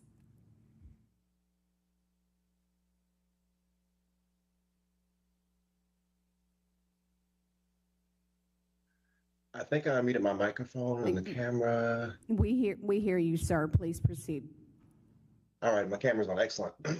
Matt Madison, ECL Testing, Cannabis Laboratory for over 15 years now, since 2011. Let's see, we've been in medical and recreational markets as well as here in Texas. I am a native Texan, but 2 minutes goes by fast, so I'm going to be quick. These hemp rules look like marijuana rules, minus the marijuana. The proposed rules borrow heavily from cannabis regulatory playbooks used in legal marijuana states, requiring batch IDs, COAs per batch, ingredient traceability, recall plans, packaging and labeling requirements, facilities requirements, SOPs, age restrictions, significant licensing fees, enforcement penalties that are administrative as well as criminal. The only thing that's missing is a centralized real-time tracking system, aka a seed-to-sale software system. That is the missing piece which makes marijuana enforcement workable in other states. Without that, you simply cannot enforce these rules. I don't understand the point. Police literally seized the package that was coming to our lab yesterday that I was supposed to pick up this morning, and the police officer told me that they are not allowed to use independent laboratories to perform testing. They have to go through the DPS. When we looked up DPS registered labs, they literally take 30 to 45 days to produce basic potency results, something we do in 2 to 3 business days. It doesn't make sense. You can't get due process that way. But without seek-to-sale enforcement, it becomes basically paper-based, complaint-driven, selective, and reactive, which is exactly where the Texas hemp enforcement currently sits. According to drugfeed.org, sales of consumable hemp in Texas are booming with over 7,000 registered consumable hemp retail spots, NPR reports. Governor Abbott asked you to regulate the existing market. The problem is the existing market here in Texas is majorly THCA flower cells, aka marijuana. That's what it is. We're dealing with semantics here, but that doesn't matter. The point is, as Scott mentioned earlier, about 80% of the Texas market is that. 45 to 50% of cannabis sales in America are flower sales. So that would indicate that if someone is going to go through these licensing processes here in Texas, their ROI is pretty bad if half of their market is taken away. Citing the Code of Federal Regulations and the Farm Bill, the DEA has consistently said that in their opinion letters, the THCA flower is considered to be hemp. But Congress, and more importantly, recently on 8/20 of 25 said they don't believe it's possible to enforce a THC ban because of the proliferation of the market. Your time has expired. Thank you, sir, for your comments. Our next registered public commenter is Jane Diaz. Jane Diaz. They are not on the platform. Thank you. The next registered public commenter, Justin Williams.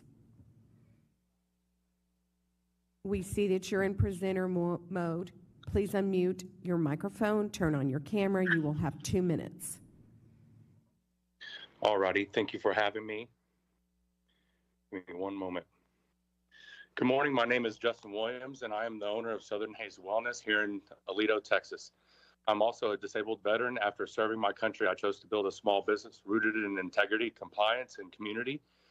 Southern Haze is not a corporation or a chain. It's a family-owned business that my wife and I operate ourselves. This business supports our family, our employees, and our local community we serve. I'm here today to express my concern in opposition to the proposed DSHS licensing fees and regulatory burden being placed on hemp retailers. While we fully support reasonable regulation and consumer safety, the cost and structure of these new fees disproportionately harm small businesses like mine. For many of us, these fees are not a minor inconvenience, they are financially devastating. They threaten to force compliant, law-abiding businesses to close their doors while doing little to address bad actors who already operate outside the law. As a disabled veteran, I was proud to create a business that allows me to continue contributing to society, create jobs, and provide access to wellness alternatives for adults in our community. These changes place that opportunity at risk.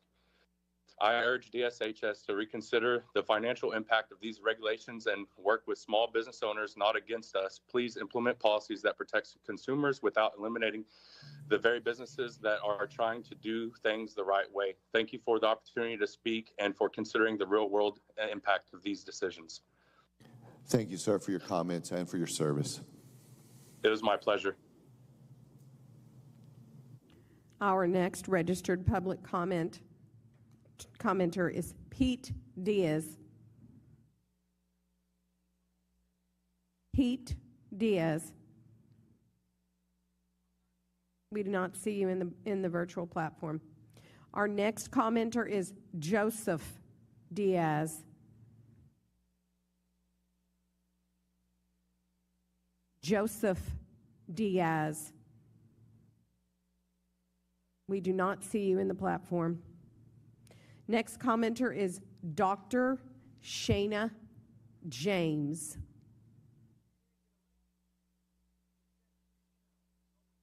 Dr. Shayna James. She is not in the platform. Our next commenter is Adriel Lopez. We see that you're in the platform. You're in presenter mode. Please turn on your camera, unmute your mic. You will have 2 minutes. Hello, thank you all. I'm Adriel Ventura Lopez. I'm a U.S. congressional candidate for the 28th District here in Texas, and I wanted to speak on advocating for a senior sales tax exemption if these rules do go into effect. Our seniors have very limited options when it comes to what they can take for their chronic pain and their ailments as their body begins to break down. And many of them, unfortunately, are on fixed incomes, rely heavily on Social Security. I believe the Commission needs to take that into account when we begin talking about taxation. As far as everybody else, I think a 15% sales tax is sufficient. We should follow in the footsteps of what Ann Richards did back in the 90s and allocate a lot of that funding towards education when the lottery was first introduced into the state. And it's been successful since then with some minor hiccups that we've managed to patch along the way. As far as the THC limits and the handling of deltas, I think it's it's a very difficult task to introduce to our farmers and our retailers to have them now become chemists and dance around these semantics like have been previously mentioned. At some point, we're going to have to start having a conversation about legalization. And of course, we don't want children to be introduced to these products until they mature. I think that no one argues with that point. So just from speaking with my constituents, that's their stance on this issue. So I wanted to make sure that their voices were heard. And I'd like to thank the Commission for allowing me to speak on this. Thank you, sir, for your comments. Our next registered public commenter is Wyatt LaRue. We see that you're in the platform and in presenter mode. Please turn on your camera, unmute your mic. You will have 2 minutes. Hello, how are you today? I'm here to raise a big alarm. Of what you guys have effectively done with these proposed rules is banned all natural cannabinoids in the state of Texas. You're going to, by effectively making it to where I can't bring anything in over 0.3%. I currently do separations of mother liquor in which I can take the byproduct of the waste of an isolate manufacturing process and separate the THC that's naturally occurring to make my edibles. The newspapers call me Mr. Natural. Everybody else in the state, not everybody, but the majority of the individuals who collect their THC, they do it through chemical synthesis. And by the basis of these rules, that's going to be the only way in which THC will be able to be manufactured and distributed in Texas. The chemicals that need to be used in order to manufacture Delta-9 THC in a chemical setting are extremely toxic. So you may be trying to do a good thing, but you're essentially creating only synthetic options that are going to be widely spread and distributed throughout the Texas. And toluene and other chemicals that cause kidney and liver problems are going to be the only solvents that are going to be available because I'm going to have to import CBD isolate and then do synthetic conversions in labs. Another thing is now you're going to make everyone build conversion labs, which can also be co-opted to manufacture methamphetamines. Being that we have such a problem with drug cartels, I don't see why you would want to bring in all of these manufacturing and processing capabilities that are just based off chemistry rather than natural separations. It's almost like you're carving the natural side out for the big marijuana companies and making us deal with things that I don't approve of and that I wouldn't sell or consume myself. So I want you guys to know very well that what you're about to do is going to cause detrimental effect, and you're going to mass spread synthetic cannabis across the state of Texas. Thank you, sir, for your comments. Our next registered public commenter is David Ramirez. You are in presenter mode. Please turn on your camera, unmute your mic. You will have 2 minutes.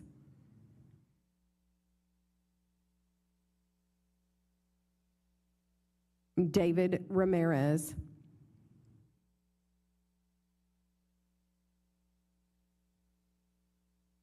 Our next public commenter is Victoria Rumfeld. We see that you're in the platform. Please turn on your camera and unmute your mic. Victoria Rumfeld.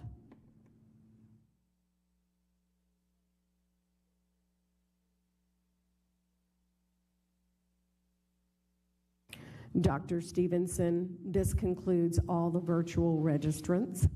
Thank you for all those providing comments virtually. We'll move to the in-person pre-registered commenters, please. Yes, sir.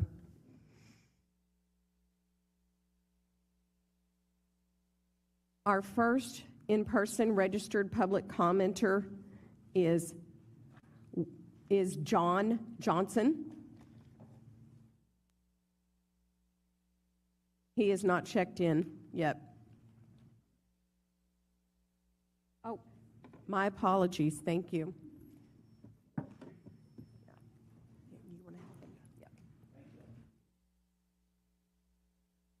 Hold on, sir. You need to sit in the chair, please.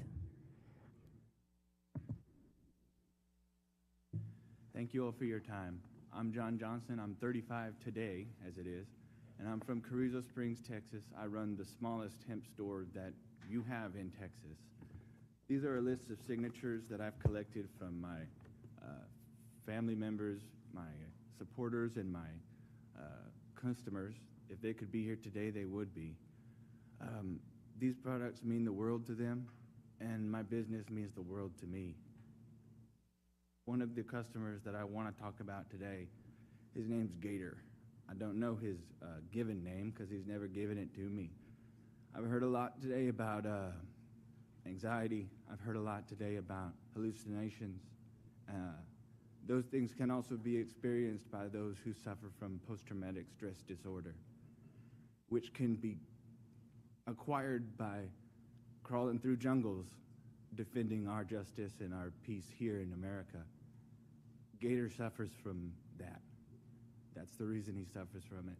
He has trouble sleeping at night. I don't want Gator to lose access to his gummies. I care about him. I care about him. I care about my buddy Freddie. He's in a wheelchair. He's got one leg. If y'all raise my license fees up to $1,000, $5,000, $20,000, that will put me out of business. My customers will have to go elsewhere. I worry when I think about that, and I think they worry about it too. I ask that you please consider that the best option for this is educating our adult Texans and not limiting their options and access to these wonderful products. Thank you all for your time, and the one easiest way to address this issue would be to simply scale the license fees with the available sales and use tax data. Thank you, sir, for your comments. Thank you all.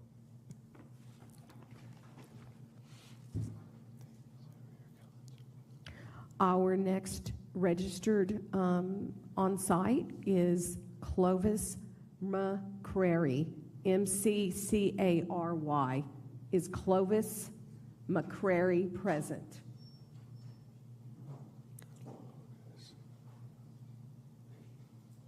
We will proceed. Our next registered on-site public commenter is Sandra Willis. Sandra Willis.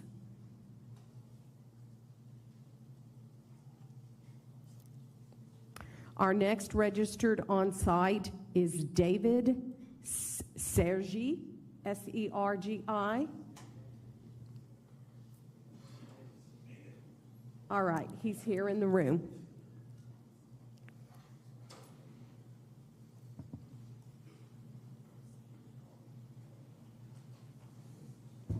Good morning. Good morning. My name is David Sergi. I'm an attorney from San Marcos, Texas. I represent several large national manufacturing groups as well as local retailers and distributors of these products. I don't want to go over the many comments I've heard from people that have testified here today. What I do want to focus on is the fact that these rules are exceeding the grant that Governor Abbott gave us. In trying to redefine THCA, as Lucas Gilkey pointed out, this is exactly the same issue that we litigated in the Hometown Hero Sky Marketing case. We need sensible regulation. We support reasonable fees. As one of my manufacturer clients told me this morning, I don't care if I have to pay more money, but I don't want to burden the retailers with additional fees that cause distribution to bottleneck. He would like to be able to very simply pay a larger fee, even though he is out of state. He wants to play ball. He wants children to have no access to these products. He wants to make sure there's reasonable compliance. He wants to make sure there's reasonable enforcement. The idea is to work together. I'm going to give back the rest of my time now. Thank you very much. Thank you, sir, for your comments.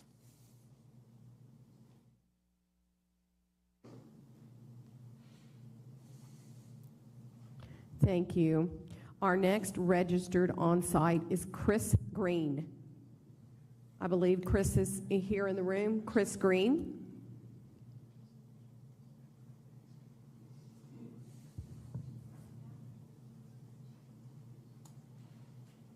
Chris Green.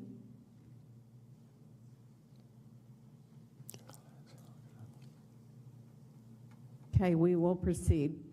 The next registered on-site is Kaylin Slaganik. I apologize if I said that incorrect. Sorry, sir. Okay, you will have 2 minutes.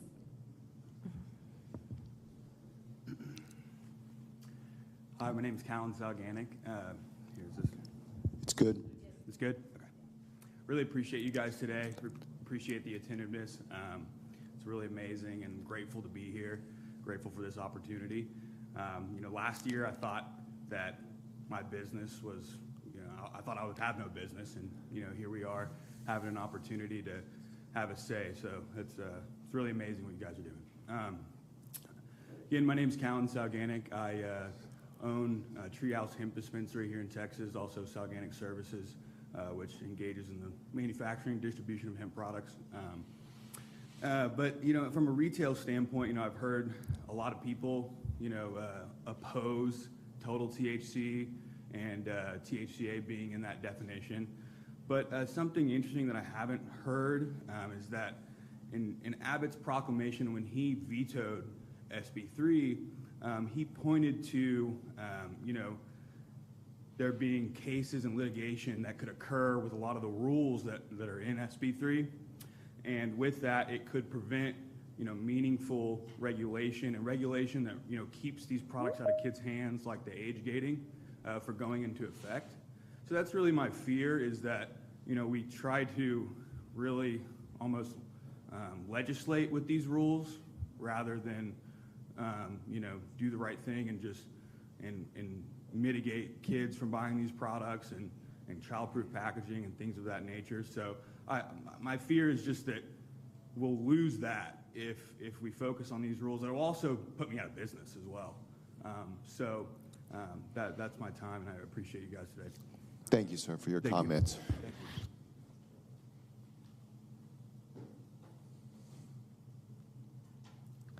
We will now proceed to our next registered on-site public comment, and that is Jesse Neeson. Thank you. Okay. You will have 2 minutes, sir.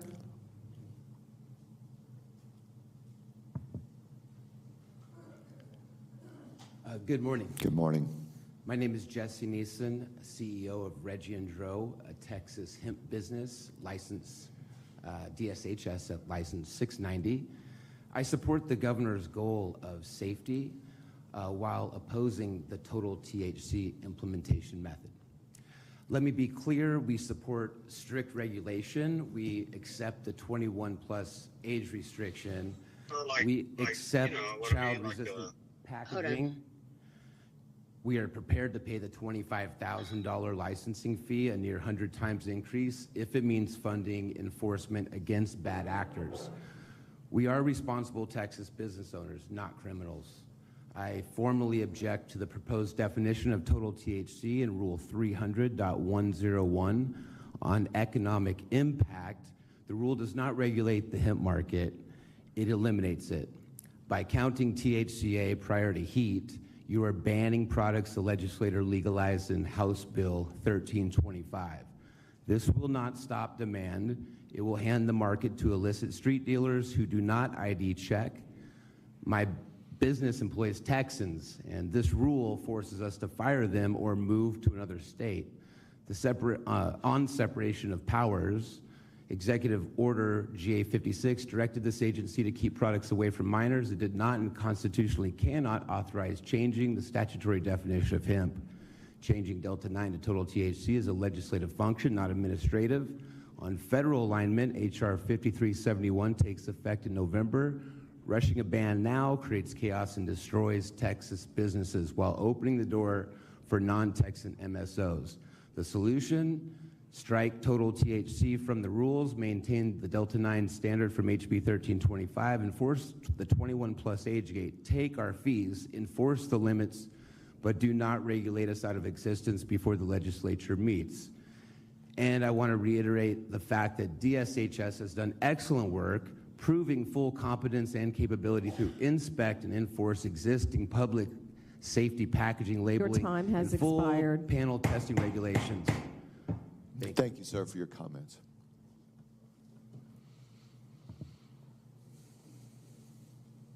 Our next registered on-site public comment is Joey Pillant, P-I-L-A-N-T. Joey Pillant.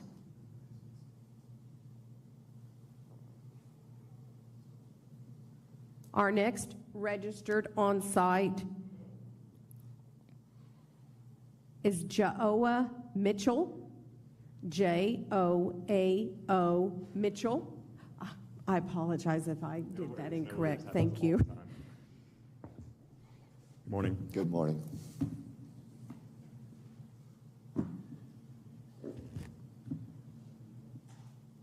Hi there. My name is Joel Mitchell. I'm the legislative director with the Texas Cannabis Collective. In the interest of time, I'm going to keep things short. I've got three main points I'd like to talk about. The first would be the licensing fees. Those are a little bit too high for local businesses, especially mom and pop hemp retailers.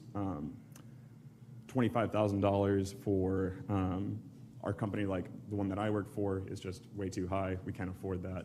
And we'd be forced to shut down our businesses and relocate to another state like North Carolina. The other concerns that we have are total THC being the broad definition for hemp. Not only does that make it impossible for manufacturers to hold product that is in the process of being manufactured, due to the concentrate being put into those products being way higher than 0.3%. It also puts a lot of burden on farmers that aren't sure whether their product is compliant after they harvest it. The last concern that we have is funding for enforcement. Through public information requests, we figured out that DSHS is only using about 40% of the funds they're receiving from licensing fees to engage in enforcement. We would hope that through a slightly higher retail fee and manufacturing fee that enforcement can be increased. Personally, the store that I work at here in Austin, we've been in business for almost 2.5 years, and we've never been inspected. I understand that there's lots of challenges with funding and allocation of resources, but going forward, if we do want to have a strong hemp program here in Texas, we need to make sure that our enforcement is robust. Thank you for your time. Thank you, sir, for your comments. Of course, I'd be happy to be a resource in the future. Thank you, sir.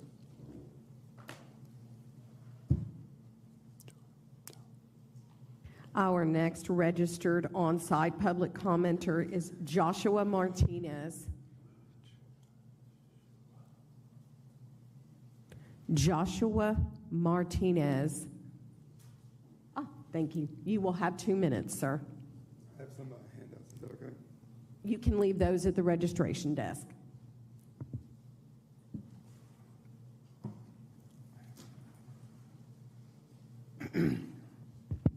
Thank you, everyone, for being here today. Joshua Martinez, Grass Monkey, LLC.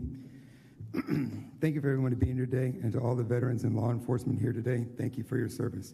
These outrageous fees will kill small businesses. We have incidentally already separated marijuana and hemp. The obvious solution is to set low-level access to full-spectrum natural cannabis, i.e. hemp biomass, accessible to everyone, including small business owners, and require a prescription for marijuana, i.e. high-dose THC. Banning synthetic THC has to be a priority. By putting a milligram cap on total packaging, we can limit accidental exposure to THC overdoses by only selling the full spectrum of the plant that naturally balances THC intake with non-intoxicating CBD working naturally with the body. Most adult Texans are only taking low-dose THC from trusted local businesses from people in their communities that care. Ridiculous fees will kill access to these small communities and push the youth and veterans into dangerous illicit markets. We know prohibition does not eliminate demand. Restricting access is restricting safety to our communities, both small town and metropolitan. Just like we have Tylenol with codeine that you need a prescription for, and Tylenol you can buy over the counter, marijuana and hemp should be the same. You need strong edibles, vapes, or high-dose oil, need a prescription. Can't sleep or your knee hurts? THC flower hemp gummies that you can get from a farm in your small town that has irrigation is contributing to their community and making the most of their land. Charge the corporations and big pharma these outrageous fees. Let the free market and economy decide and give Texans a chance. A $500 licensing fee and 2% tax on hemp products is more than reasonable. If we have all this technology and we can't create a database and an online portal to streamline testing and transparency for enforcement for $179 million, then the alcohol industry has way too much influence on policy. Liberty for every Texan. The people have spoken. We'd like having access to this plant. Texans can brew and distill spirits at home without a felony and get a liquor or brewery license. Why can't cannabis do the same? We already saw the problem about Texans wanting to own silencers by limiting manufacturing to only here in Texas. Keep hemp manufacturing production here in Texas. Why can't we keep doing the same thing that farmers and manufacturers are already doing right now and just make it easier for them to submit and test products to DSHS? Information and transparency is the answer here. We should take more time to ensure that we aren't taking away people's liberties and restricting access. Don't let the alcohol industry dominate Lone Star State by limiting business opportunities for Texas. God, farmers, family, and flower to the people. Thank you, sir, for your comments.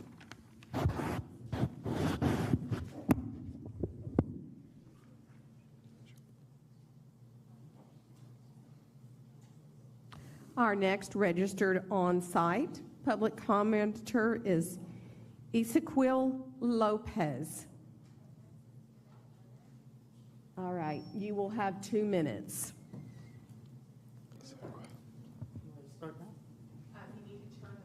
It is on. Now it's off. Good. Okay, perfect. All right. Good morning. My name is Ezequiel Lopez. I'm here on behalf of Bahama Mama. I'm a proud business owner of retail stores within Houston's and the Woodlands. Today, I would like to voice my opposition to some of the proposed rules to the consumable hemp program. I would like to make one thing clear. We at Bahama Mama openly welcome common sense regulation and age gating. In the past months, we have seen a persistent effort to ban and shut down our industry, regardless of the consequences. Once again, we are seeing this happen with these proposals. Our industry has generated an estimated $267 million in sales tax revenue for our state. The drastic jump in license fees from $155 to $20,000 to $25,000 will be too heavy of a burden to bear for a business owner such as myself. These businesses are not printing money, as some would like to believe. Furthermore, the redefinition of flower products and the new lab testing formula would essentially ban a large portion of products we provide to consumers. The industry shutting down would wreak catastrophic effects on the state's revenue, the lives of my employees, and consumers. Thousands of people will very likely be out of work across the state. These proposals would impact the livelihood of my family, me being the sole income provider. These changes would also result in consumers seeking products either out of our state or illegally. While I can understand the need for regulation, the genie cannot be put back into the bottle. The proposed rules, despite their good intent, do not have practical applications without serious repercussions on consumers, myself, or our state. Thank you, sir, for your comments.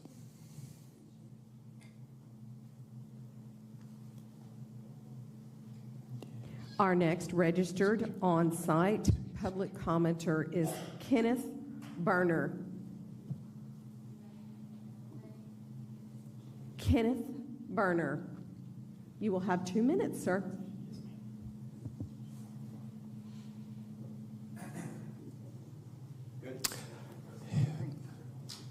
You're good now. Good now? Yes, sir. All right, thank you. I'm Kenneth Berner, born and raised Texan, veteran, father of two, and a small business owner. And I know you guys know everybody's here to oppose it, and I'm going to add to that. But here's the bottom line, guys. I've been fighting this for 2 years, and it doesn't make any sense. Everything you guys seem to want to do from a legal standpoint and now a ruling standpoint, it's like you got a magic wand. You're going to wave it around, and all the THC products you don't like are going to disappear from Texas. It doesn't work that way. And what we fail to understand is people that prefer to smoke are going to smoke. Those that want to vape, they're going to vape. You cannot force them into your little picture-perfect idea of what we should have. It doesn't work that way. Not everybody's body is the same. Everybody is different from a chemical standpoint, from a chemistry inside your body. And some people just get zero benefit from edibles because their body doesn't make the appropriate enzyme to process it correctly. My point is, we're spinning our wheels, and we're spinning our wheels making people like me have to keep spending more money I don't have to travel all the way up here to keep arguing, and for what point? It makes no sense. We already beat it. We thought we did. The governor vetoed it because of all the people that were so upset about it. But yet here we are trying to pass rules that are just as bad as the law that we had vetoed for us. It doesn't make any sense, folks. We need to skip out on all of this nonsense. $20,000 as a fee for now, moving forward, makes zero sense when we're not hiring people, we're not expanding our department, we're not creating a lab so we can do our own testing. So what are we bringing in the extra $202 million for? To offset the loss in taxes that we're going to see when people stop buying legal products in Texas because they can get the ones they want online? I mean, it doesn't make any sense, guys. Got to be better than this. Thank you. Thank you, sir, for your comments and for your service. Our next registered on-site public commenter is Michael Galloway. You will have 2 minutes, sir. Hello, my name is Michael Galloway. I'm the Senior Operations Manager for Cozy Cannabis in Hutto, Austin, and Georgetown. But I also come to you as a 10-year veteran of the cannabis and hemp industry in California. What I would like to tell you is that we need to be going forward with thoughtful, comprehensive, and realistic approach to regulation here in Texas. Banning THCA effectively through this new redefinition is going to do nothing more than eliminate products that help our consumers, help the elderly people that we have in Hutto, the families that we have in Georgetown. We need to be doing better for our customers, for our people, and whatever we can do to increase that, let's do it. Thank you. Thank you, sir, for your comments. Our next registered on-site is Sherry Schubert. Sherry Schubert.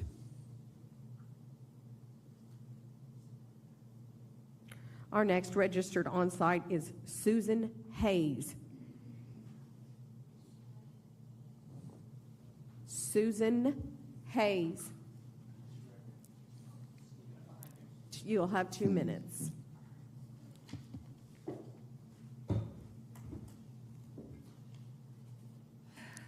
Good morning. My name is Susan Hayes. I'm here on my own behalf, on behalf of my client, Village Farms, which is a NASDAQ-traded agriculture company with a subsidiary, Balanced Health Botanicals, that makes hemp products.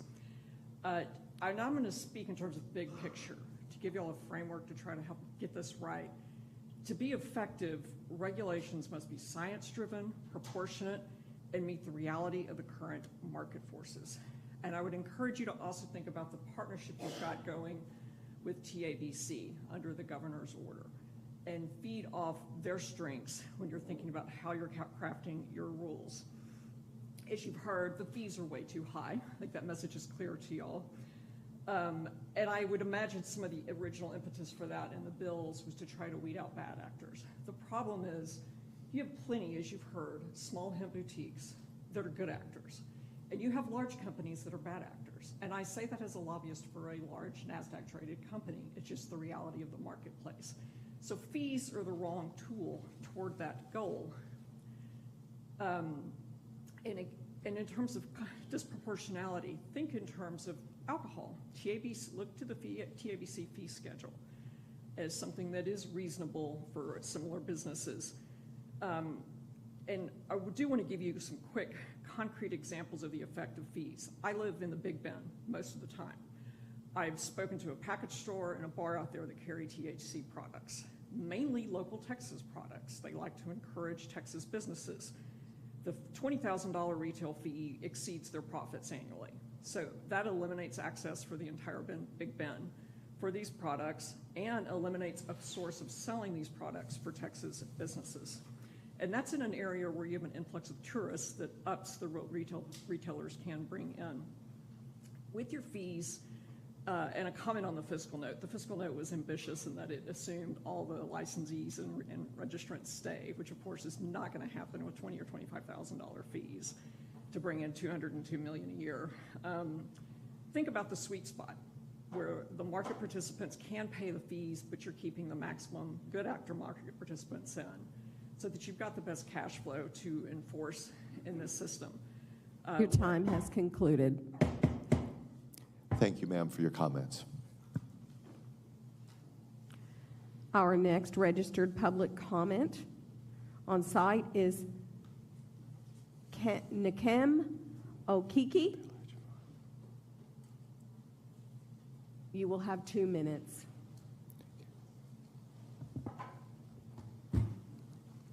Hello, my name is Nkem Okeke. I'm a former corporate lawyer and serial entrepreneur from Texas, and I'm the co-founder of Uniwise. I'd like to also introduce Dr. Jokubas Jaborkas. He's also the co-founder of Uniwise. Thank you first for addressing the pressing issue of the sale of consumable hemp products. Federal policy is moving toward tighter limits on hemp products by narrowing the definition of legal hemp to very low total cannabinoid thresholds. If implemented, these changes could significantly disrupt state markets. Currently, as you know, regulators face fragmented market here with thousands of retail locations and a highly diverse product marketed under labels such as hemp, THCA, Delta-8, or CBD. These products differ significantly in potency and cannabinoid profiles. Effective oversight must move beyond plant-based labels and toward product-level quantitative evaluation based on cannabinoid content, formulation, and origin. Certificates of analysis already exist, but are not aggregated or used systematically for real-time compliance monitoring. Uniwise offers a patented COE-driven platform that could standardize, analyze, and classify all cannabis products in the market. The system could allow regulators to set jurisdiction-specific limits for total THC, classify products by potency and active ingredients, flag high-risk formulations, and provide automated compliance alerts. The same taxonomy could support standardized consumer labels that communicate strength, psychoactive content, and whether cannabinoids are natural or synthetic. This approach involves communication, supports safer consumer behavior, and aligns with safer consumer behavior and scientific reality rather than marketing claims. A patented platform like Uniwise could enable regulators to maintain smart oversight and protect consumers during regulatory transition. We welcome the opportunity to collaborate with regulators on pilot programs and implementation. Thank you so much for your time. Thank you for your comments.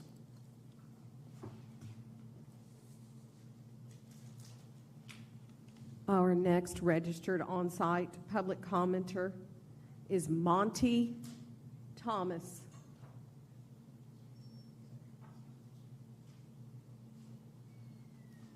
Mr. Thomas, you will have 2 minutes.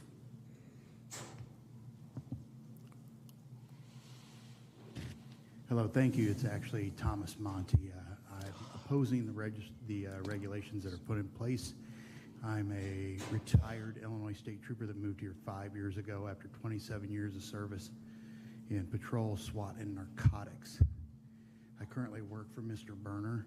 The regulatory guidelines that you guys have put in place are asinine, in my opinion, as a law enforcement officer.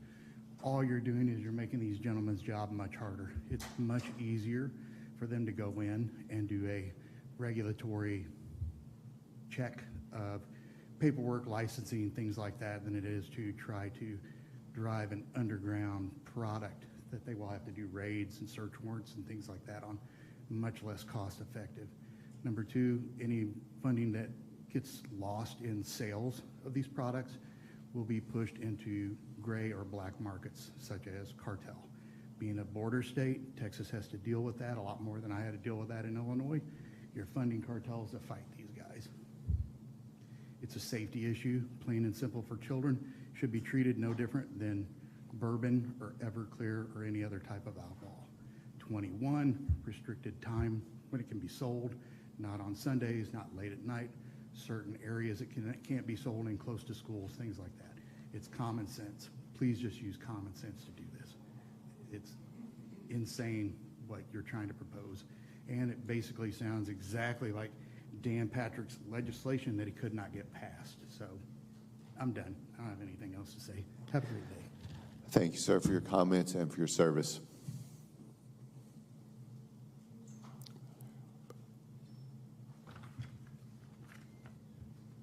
Our next registered on-site public commenter is Paul Dalrymple.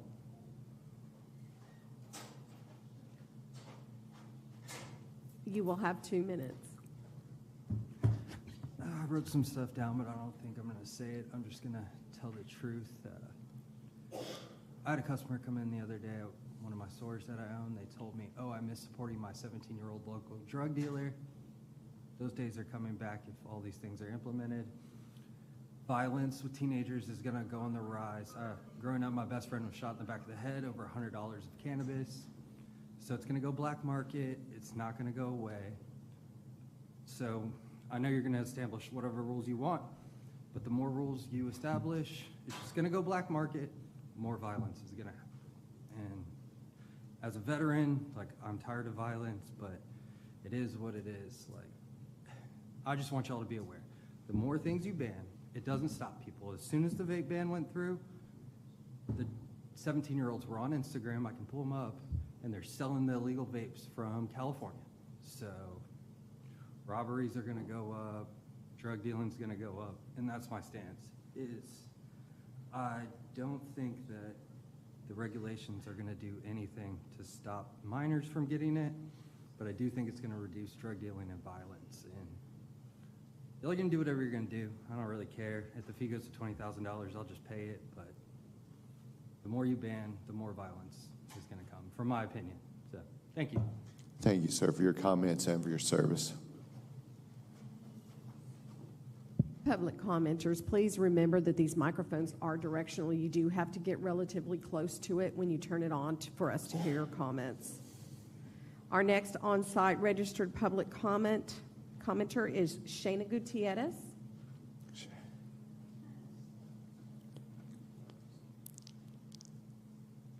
Oh, my apologies. I skipped John Elmore. Come on, John. Come on, John. He was ready.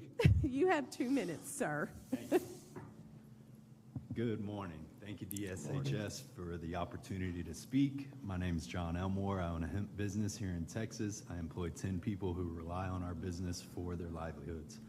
Texas has always been a state that's open for business. We pride ourselves on keeping government out of the way so entrepreneurs can build something they're proud of. I'm here because some of these proposed rules don't reflect those values. I support child-resistant packet and unattractive packaging rules, mandatory age verification of 21 and up, batch production records, and required stringent testing. I oppose traceability logs and transportation bans of legal products, as they would create unnecessary hurdles and excessive cost. I strongly oppose the retail registration fee change. Proposes jumping from $155 to $20K per location annually is not regulation. It's a kill shot aimed at small operators. Big corporations won't even feel that fee. Small businesses won't survive it. If these rules pass, you're handing this entire industry to out-of-state conglomerates while Texas entrepreneurs get shut out. That's un-Texan. That's the opposite of open for business. Local business owners will take their interests to other states. Texans will lose their trust and their businesses. I strongly oppose the total THC definition. Sections 300.101, parts 42 through 46, including decarboxylation in the 0.3% calculation, is a ban on hemp flower dressed up as technical language. Banning legal hemp products won't eliminate demand. It will hand it to the black market. No testing, no age checks, no Texas jobs. Texas didn't become the best state for business by crushing small operators. Don't start that now. Thank you very much for your time. Thank you, sir, for your comments. Our next registered public commenter is Shayna Gutierrez. You will have 2 minutes. Hi. I own a local shop in Wimberley, Texas. My name is Shanna Gutierrez. Thank you for giving us this opportunity. So I oppose the proposed increase in the retail registration. This increase is excessive and would effectively force small and locally businesses like mine to close. Small retailers cannot absorb a $20,000 fee. This rule would not enhance safety or compliance. It would eliminate small businesses while allowing only large corporations to remain. This would reduce competition, harm local economies, and negatively impact small town communities such as Wimberley. I oppose 300.101, which redefines THC to include THCA, effectively banning federally compliant hemp flower. Hemp flower provides immediate relief for many customers who rely on it for wellness and symptom management. This is especially important following the vape ban, which already removed another fast-acting option. Eliminating hemp flower would leave many people without accessible or effective alternatives. This change does not improve public safety. Instead, it removes a legal, regulated product that has been sold responsibly for years and pushes consumers towards unknown markets. Thank you. Thank you, ma'am, for your comments. Thank you. Our next registered on-site public commenter is Mark Bordas. You will have 2 minutes, sir. Thank you. Hello, good morning. Thank you. My name is Mark Bordas, and I serve as the Executive Director of the Texas Hemp Business Council. THBC is a statewide trade association representing hemp manufacturers, distributors, retailers, and farmers. I appreciate the opportunity to offer preliminary comments on proposed revisions to the consumable hemp rules in response to the Governor's Executive Order GA-56, directing state agencies to prioritize protection of minors, lawful alignment with federal law, and the preservation of adult liberties. Several provisions of the proposed rules appear to exceed statutory authority, conflicting with both the Texas and United States constitutions. Examples are limited due to my time constraints, but written testimony has been submitted. Exceeding statutory authority, it is well established under Texas law that agency actions taken in excess or conflict with legislative grant of authority are considered ultra vires and not protected. Section 300.101 sub 20 defines hemp using a total delta 9 THC measurement, contradicting statutory definition in HSC section 481.00226 sub F and Agriculture Code. Section 300.501 sub B deletes the limitation that retail registrations apply only to products containing CBD in conflict with HSC section 443.2025 sub B. Constitutional issues. Texas Constitution draws a distinction between a permissible regulatory fee and unconstitutional occupational tax is whether or not that fee is assessed only in the amount reasonably necessary to fund the state's regulation of that industry. Section 300.202 sub C, Section 300.502 sub F contain fee or licensing increases of 10,000 to 13,000%, neither of which has a reasonable relationship to the cost of regulation. There are also federal preemption and interstate commerce concerns, which appear in proposed Section 300.205. I welcome the opportunity to collaborate with you on any potential revisions, and thank you for this opportunity. Thank you, sir, for your comments. Our next registered on-site public commenter is Luke Temple. You will have 2 minutes. Good morning. Good morning. My name's Luke Temple, I'm the owner of TNT Roots. We're a hemp farm out of East Texas. I'm a retail store owner. I'm a hemp farmer out of East Texas. I'm submitting this testimony in opposition to the new rules to go in effect in January 25th. These rules have not been properly thought out and failed to respect the hemp industry especially businesses that are compliant operating responsibility. Small businesses are the backbone of Texas, and these proposed rules directly contradict Texas' long-standing commitment to protecting them. These increased manufacturing and retail license fee to $20,000, $25,000 represent an increase of roughly 15,000%. This is not regulation, it is elimination. Fees at this level are completely unattainable for small businesses and mirror the impact of SB 3, resulting in a near total wipeout of the hemp industry. This raises an important question for DSHS. Are we attempting to regulate the hemp industry or eliminating it and the hemp department altogether? I understand that regulating hemp has been challenging since legalization. However, we are experienced professionals with the hemp industry who are ready and willing to help build effective enforcement oversight. A $15,000 annual retail manufacturing license would be still a high increase, but is still realistic and would encourage compliance rather than closures. Our business priorities, education, safety, transparency within our community. While I'm a retail store owner, I'm first a hemp farmer. We are not corporate entities. We are small business operators who care about the plant and the industry and also the people we serve. We deserve a seat at the table and a voice in decisions that are directly impactful of livelihoods of our communities. Thank you for your time. Thank you, sir, for your comments. Our next in-person registered public comment, Estella Castro. You will have 2 minutes.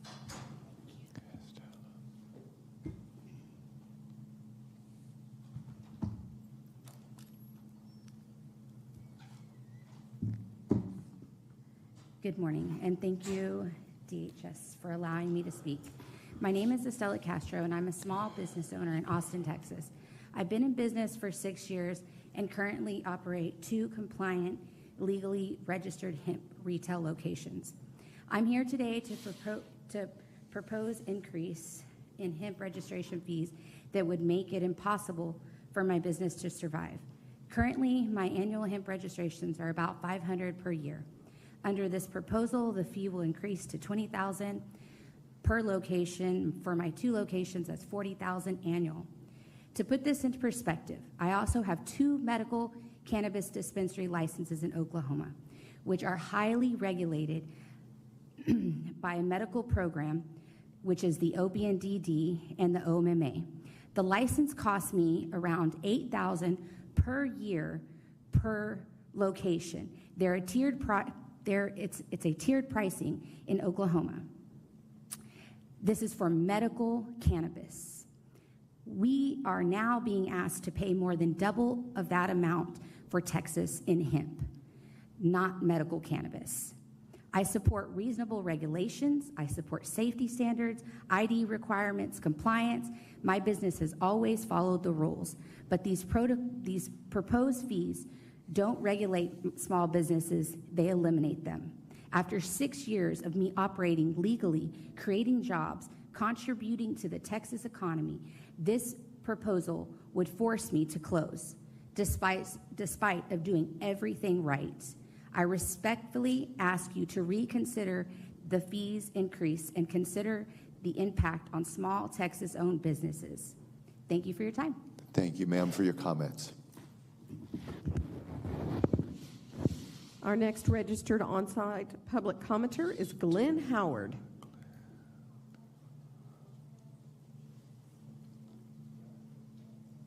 You will have 2 minutes.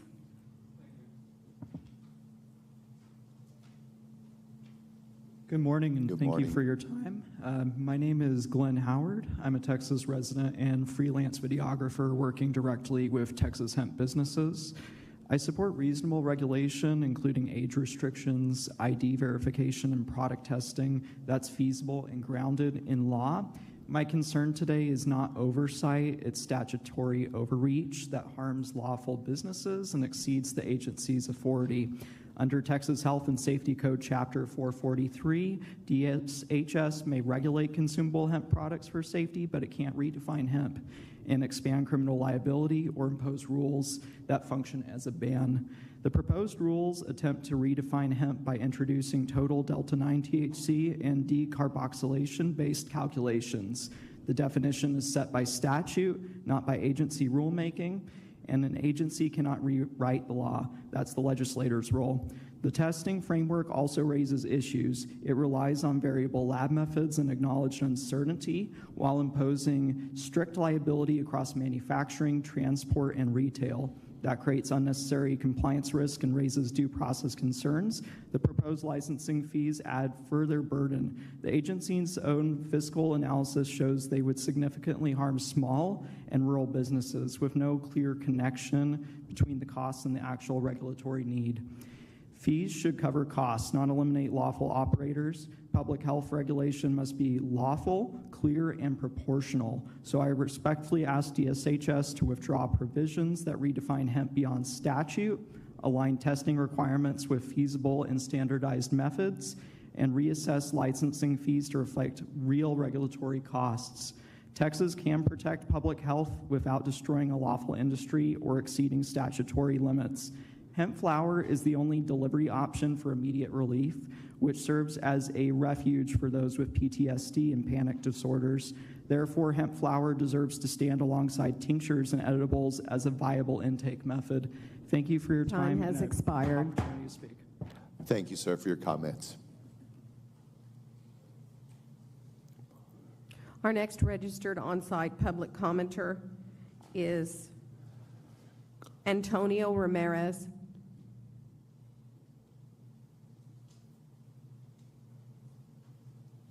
Antonio Ramirez. Oh, wonderful. You'll have 2 minutes.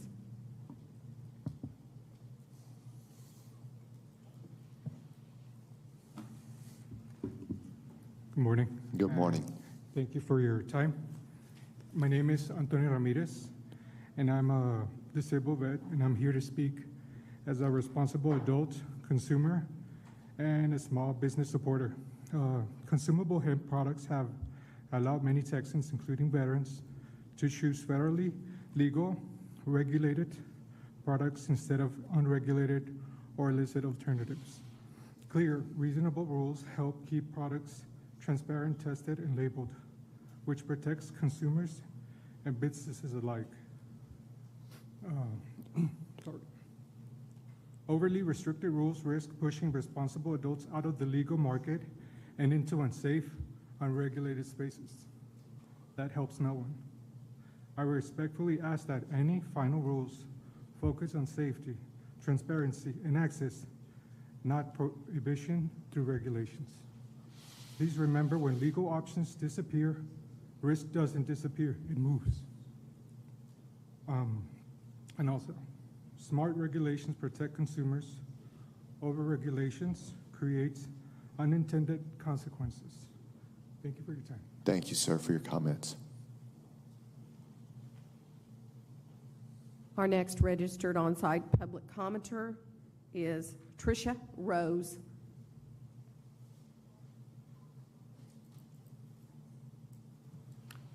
Tricia Rose.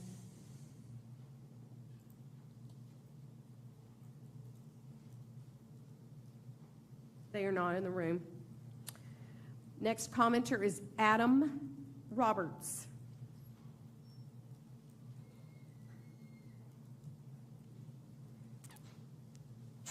You will have 2 minutes.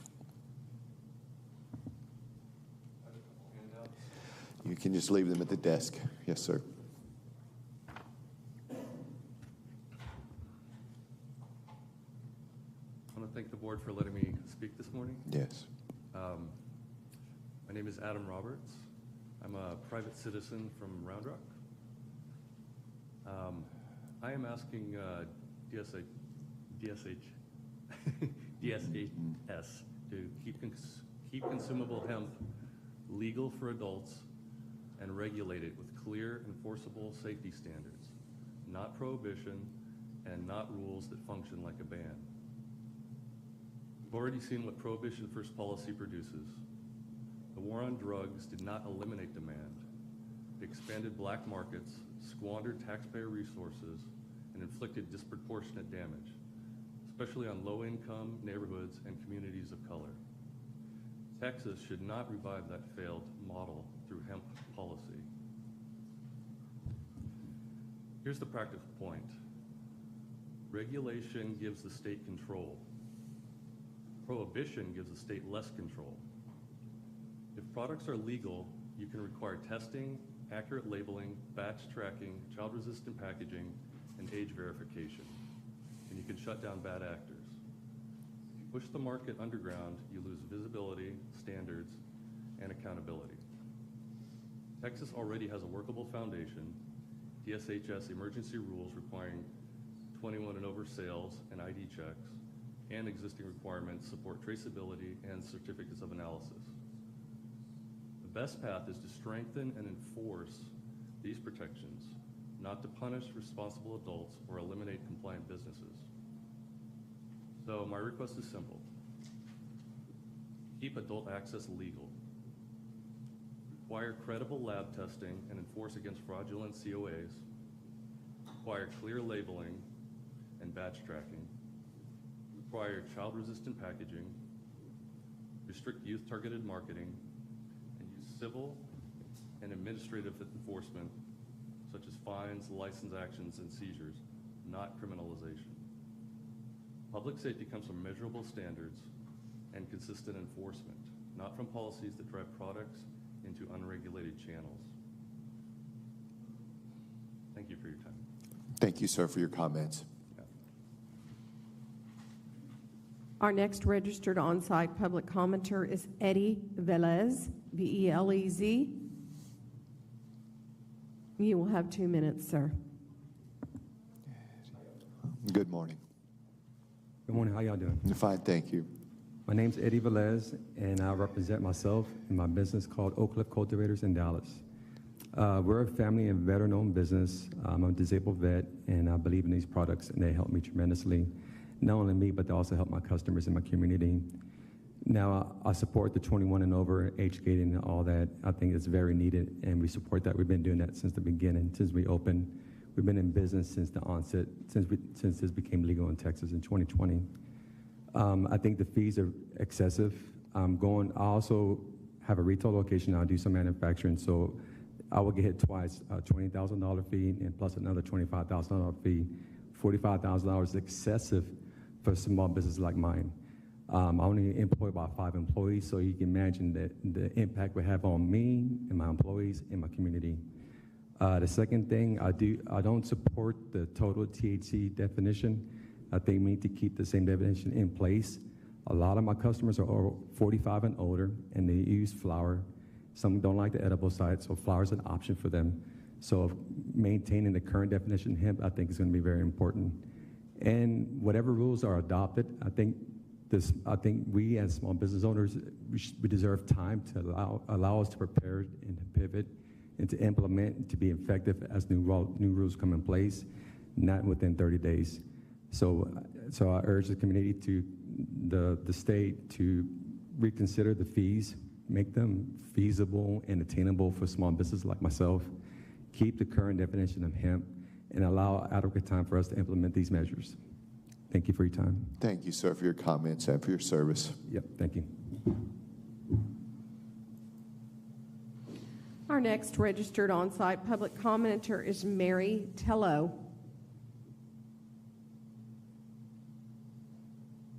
Mary Tello.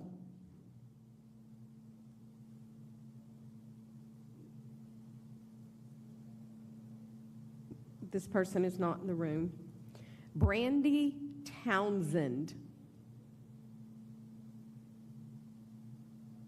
Brandy Townsend.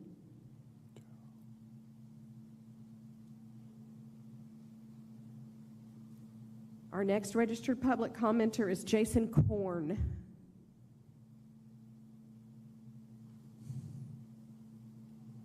Jason Korn.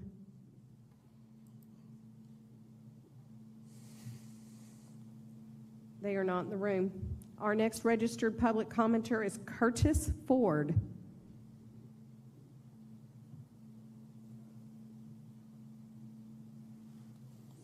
Curtis Ford.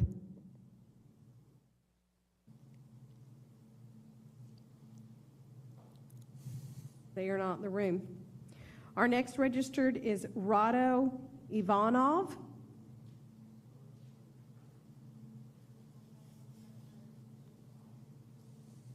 All right, you'll have 2 minutes, sir. Good morning.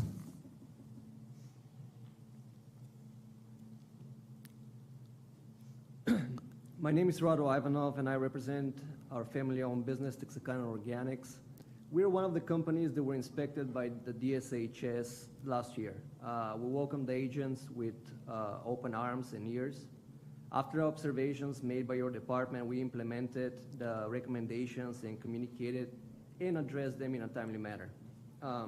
As far as the proposed changes, we strongly support sensible regulations such as mandatory ID, verification, child-resistant and non-attractive packaging, and stringent testing. As a family-owned business that just renewed our manufacturing license, and paid $258, we strongly oppose the increase of 100-fold to $25,000. That would effectively close down small businesses like ours and put the people that really care for the plant and the consumer out of the industry. We understand there might be an increase in licensing fees, but 100 times seems like an unreasonable amount. Would you agree with that? There is also other proposed rules which are not very clear and will hurt local Texas businesses and favor out-of-state companies that don't pay taxes here or large licensing fees. Again, we support sensible regulations and want to work together with DSHS to create a frame that doesn't regulate us out of business and out of the industry. We need a direct dialogue between DSHS, the license holders, to ensure a future for all of us in the consumable hemp program. This plant and our industry are very complex, as you've probably learned in this past year, and we need all the knowledge and communication to navigate through that. We would like to see a committee of regulators, license holders, and scientists to be organized to make sure that we make the right decisions for millions of Texans. Thank you for your time. Thank you, sir, for your comments.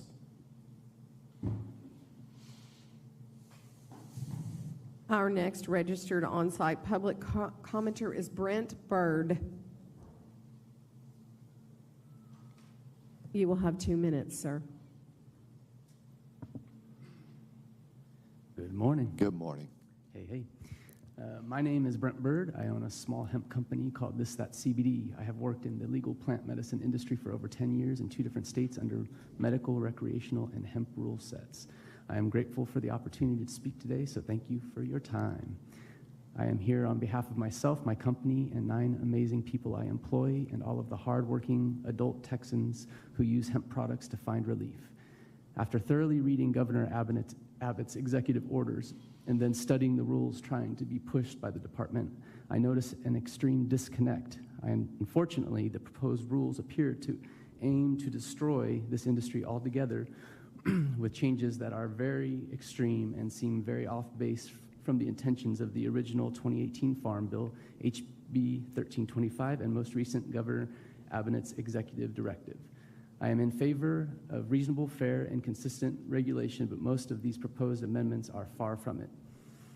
My core issues are with exorbitant licensing fees that are almost 20 times what they are in other legal states in order to operate within compliance. This will solely serve as an exclusionary barrier and put most small players like myself out of business. License fees for retailers, $20,000, and manufacturers, $25,000. This is insane. For comparison, Oregon recreational cannabis retail and manufacturing license costs $4,750 annually. Washington costs $1,381 annually. Colorado is $5,000 annually. New Mexico is $25,000 annually.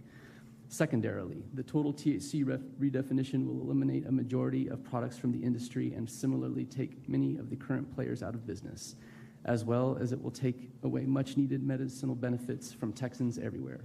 Here are my recommendations. Retain a Delta-9 THC standard consistent with HB 1325 federal law and the governor's executive directives, and eliminate total THC constructs from consumable hemp regulations.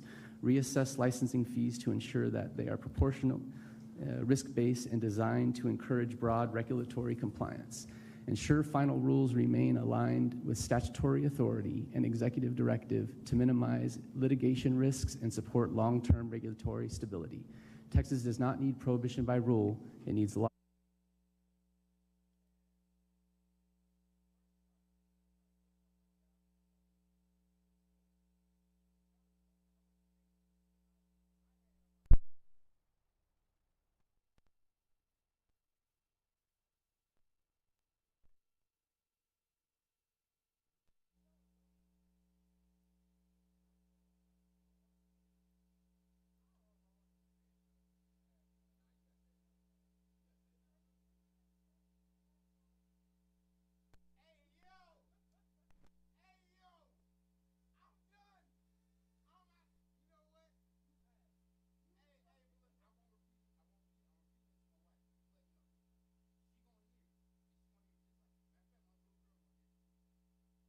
Lawful, enforceable regulation that protects consumers while preserving a legitimate industry. Governor Abbott's executive directives clearly define the limits of the agency's authority. The department has a meaningful opportunity to align its final rules with those boundaries. Your time has expired. And avoid unnecessary legal risk. Again, I appreciate your time and concern in this matter. Thank you, sir, for your comments. Thank you. Our next registered public commenter is Jay McGuire.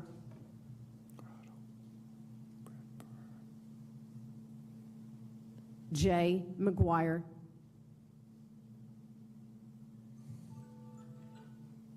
They're not in the room. Our next commenter is Bobby Scott. Bobby Scott.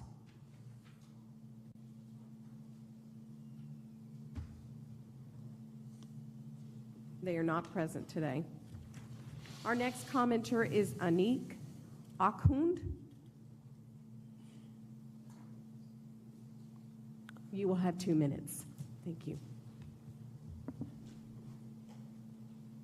Firstly, thank you to the members of DHSS for having us here today. Good morning. Morning to you as well. My name is Anik Akhund, and I'm the founder of Bro Peace, a small hemp retail business here in Austin. Like many hemp entrepreneurs, I entered this industry because Texas offered a lawful, regulated path to build something meaningful. I'm a law-abiding citizen, as well as paying taxes in this wonderful state and country. The proposed amendments fundamentally changes the ability to operate in the state. The scale of the proposed licensing fees makes it prohibitive for us to operate. Hemp retailers in Texas are not multinational corporations. They're small mom-and-pop storefront employing just everyday regular Texans, paying taxes and complying with state oversight. The proposed amendments ignore the economic realities of small retail operations. An annual licensing fee increase of 133 times to $20,000 from $150 currently per location is not regulatory adjustment, but it is a market-ending barrier. Worse, these rules penalize compliance. Businesses that invested in development, training, and licensing are now being told that compliance itself is no longer economically viable. Additionally, the proposed regulations will also ban hemp flower products. This will open up the black market and will force Texans to purchase hemp flower products from unsafe and unlicensed dealers in the illegal black market, exposing Texas consumers to harmful products. Today, all hemp flowers are distributed and sold with certificate of analysis, testing to ensure safety, as well as traceability to the seed. Eliminating lawful product does not protect consumers, it removes the very safeguards regulation is meant to provide. This will also severely hurt Texas farmers who rely on growing hemp as one of the very few profitable crops. Texas can regulate responsibly without destroying the entire industry, and I urge that lawmakers to reject these amendments and engage directly with the retailers who operate on the ground and understand the real-world consequences. Thank you so much. Thank you, sir, for your comments. Our next registered on-site public commenter is Sean Salvage.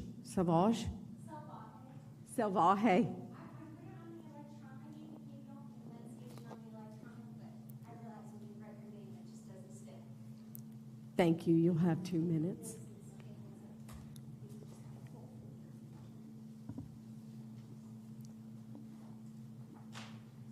Good afternoon. Thank you. Still morning. Good morning. Good. It is still morning. We're getting close. I appreciate you guys. I appreciate your energy and your attention. I am going to go off the cuff here, but I did prep a handout for you guys. On it, you have a QR code. I've been to a couple of these. The Ledge knows me well. And it's a whole database of information for you. It's a Google Drive exclusively for DSHS. In that drive, you're going to find all sorts of briefs. You're going to find a lot of studies, medical studies and briefs that will kind of illustrate that these rules, the fee, the total THC, it's going to create a black hole for the illicit market that I've seen state by state just fall apart. And I'll give you some real quick context. I spent 10 years in the Air Force. I used to work directly for the Secretary of the Air Force, and I used to represent the Air Force in DC.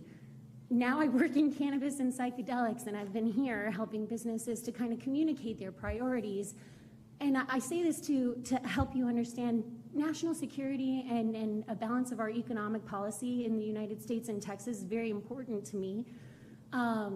Texas has the largest legal cannabis market right now through our hemp program, and if you create these fees and total THC rules, you will force it all to illicit channels, and you will not see these folks in the room or participating anymore because they're good folks.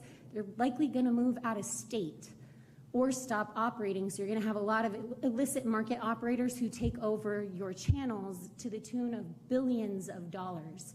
What we have right now with that total THC, it's being debated even on the federal level. President Trump recently announced a reschedule of marijuana and cannabis and included in those comments that they want to redefine hemp, and they're going to clarify it because they understand they have a gray market in the United States, but they're not going to ban it. That's what's happening federally, and Governor Abbott's GA 56, his executive order, asked to age gate, which TABC has done for 21 plus, but not to create any de facto bans. That's why he vetoed those kinds of things. The language that you've used for fees comes from HB 309, which was one of the last bills really to be debated. I think it was from Briscoe Kane. It didn't even get to the floor. We have the bill from SB 3, the amended SB 3. Your time has expired. The amended SB 3 has, and I will finish, the amended SB 3 has licensing fees that are more reasonable that both Republicans and Democrats in the House and Senate approved. Your time has expired. Thank you, ma'am, Your QR code. for your comments. Thank you. Yes. And thank you for your service. Thank you. Colton Luther is our next registered public commenter. You will have 2 minutes. Thank you. My name is Colton Luther. I'm a sixth-generation Texan from Hempstead, Texas. I operate businesses in both the agriculture and the consumable hemp side of this industry. I virtually am neutral or support almost 70% of the rules that were proposed here. I want to talk about 3 rules in specific that I do oppose. Of course, it's the increase of licenses. That is astronomical. It's often higher than most state-to-state medical and recreational marijuana programs. Small businesses in Texas, some of them can make $20,000 in one transaction. Others, it would take them a month, maybe a quarter of the year to make that much revenue.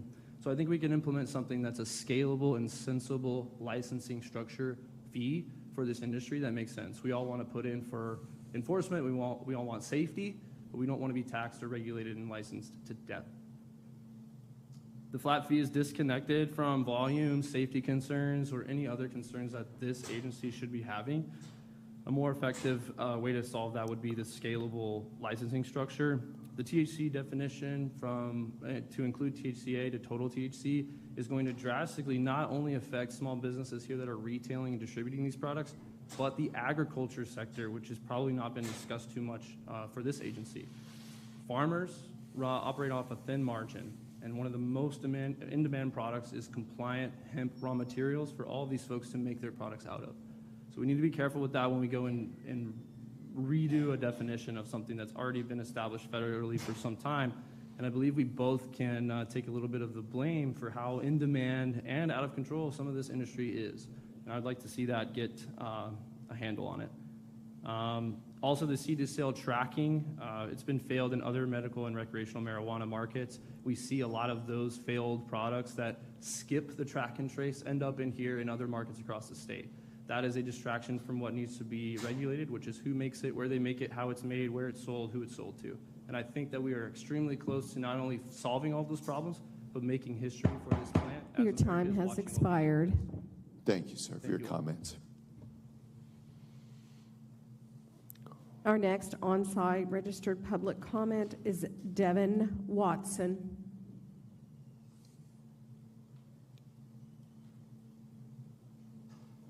Devin Watson.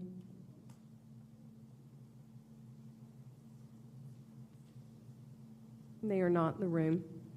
The next commenter is Christine Scruggs.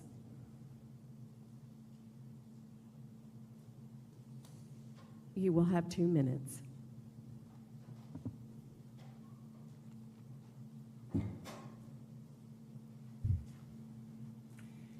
Thank you for allowing me public comments. My name is Christine. My son, who did not start using THC until he was 22, an adult, who had no mental health conditions nor predisposition to any genetically, developed paranoia and a delusion due to his THC use. The rhetoric that THC is benign or even safe is incorrect.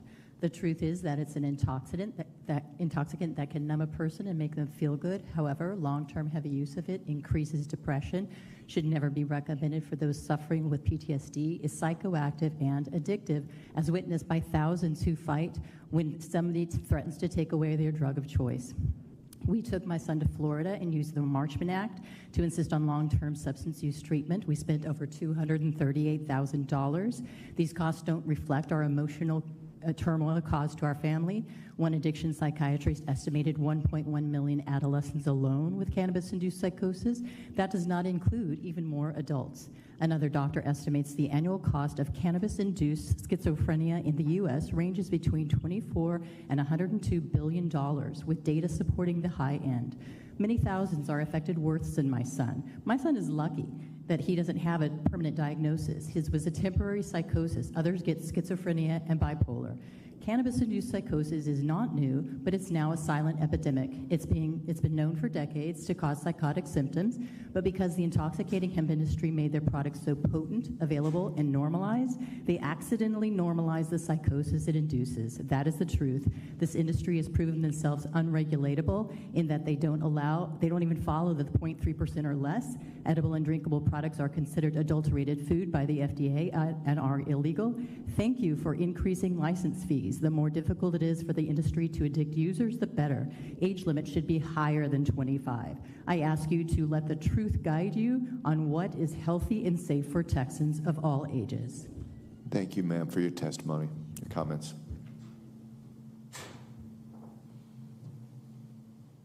Our next registered on-site public comment is Nicholas Mortellaro. Mortellaro. Okay, sir, you're going to have 2 minutes. Thank you. Thank you guys for the opportunity to hear us. I'm Nicholas Mortellaro, representing myself. I'm a business owner here in Texas, background in chemical engineering, process optimization. I left the traditional biotech pharma industry in Massachusetts to the legal cannabis industry there. It's a highly regulated market, very, very difficult in compliance. I spent many years developing compliance programs there. After I sold that company, I brought that expertise here to Texas. We have a fantastic market here in Texas. It's one of the best I've ever seen. It's filled with a lot of quality people, a lot of really quality companies that want to do the right thing and help people. Like many have said, I think a majority of the regulations that are proposed are actually very strong. We fully endorse and support age gating, childproof packaging, high-quality lab tests, et cetera. You've got an industry here that wants to be highly compliant. I think it's only about 20% of things that are in these proposed regulations that caused issue. Largely, it's those licensing fees. I can tell you, it's been said, we don't have profits from this industry. I own several businesses. We are reinvesting everything we have into training our team, compliance software, the tools that we need to stay in business. This is a very dynamic regulatory landscape. We've been doing this for years now, coming to the legislature, investing everything we have in policy, in advocacy. There's not a lot of money left over to make money hand over fist and profits. So these licensing fees are definitely very burdensome. And the other is the total THC regulations. I think that's the thing you're going to have just the strongest pullback on when you have these regulated market operators that want to do the right thing, that want to bring products to market that are lab tested and safe. Not allowing them to do so is going to open that door to the illicit market, and that's what we all want to prevent. Thank you. Thank you, sir, for your comments. Our next registered on-site public commenter is Carol Baker.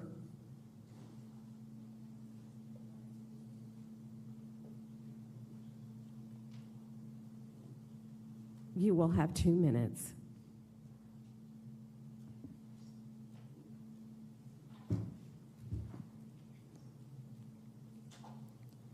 Good morning. My name is Carol Baker, and I'm the owner of an American Shaman store in Spring, or Houston, Texas. I hereby testify in strong opposition to the proposed fee structure, penalty, and definition change. The fee is an illegal and unconstitutional tax. A $20,000 annual registration is not a fee. It is a gross overreach that functions as an illegal tax. Under Texas law, agency fees must be cost recovery only. However, DSHS own fiscal note projects $202 million in annual revenue and implementation costs after the first year of $5 million in subsequent years. DSH is attempting to implement a tax that only legislature authority has to create. Violation of the Governor Abbott's regulatory directives, this proposal flagrantly ignores Governor Abbott's standing directive to keep licensing fees at or below 75% of the national average. The national average of hemp retail is approximately $350, the highest being $1,000, and many have zero. At $20,000, Texas would be nearly 60 times that of the average. Furthermore, this session, Governor launched the Texas Doge to slash red tape. This rule does exactly the opposite. It creates a massive, costly bureaucracy that effectively reimplements the very ban that Governor Abbott vetoed in Bill 3. Comparison to the alcohol industry, this disparity between hemp and alcohol regulation is indefensible. A mixed beverage permit regulating far more dangerous and abused substances and has absolutely zero health benefits at all, costs only $750 annually after renewal. TABC manages 45,000 locations versus 10,000 in the hemp industry on a budget of $65 million, with an average inspection cost of $1,500. Charging hemp retailers $20,000 would represent a 1,333% markup over the actual cost of a state inspection. This would be equivalent to hiring a full-time person for the state at well above minimum average wage for each single shop in Texas. That is, if that truly needs $20,000 to inspect one CBD shop per year. Your time has expired. Thank you, ma'am, for your comments.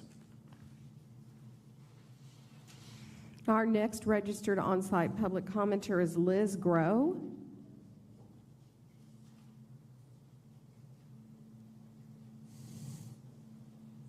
You'll have 2 minutes, please.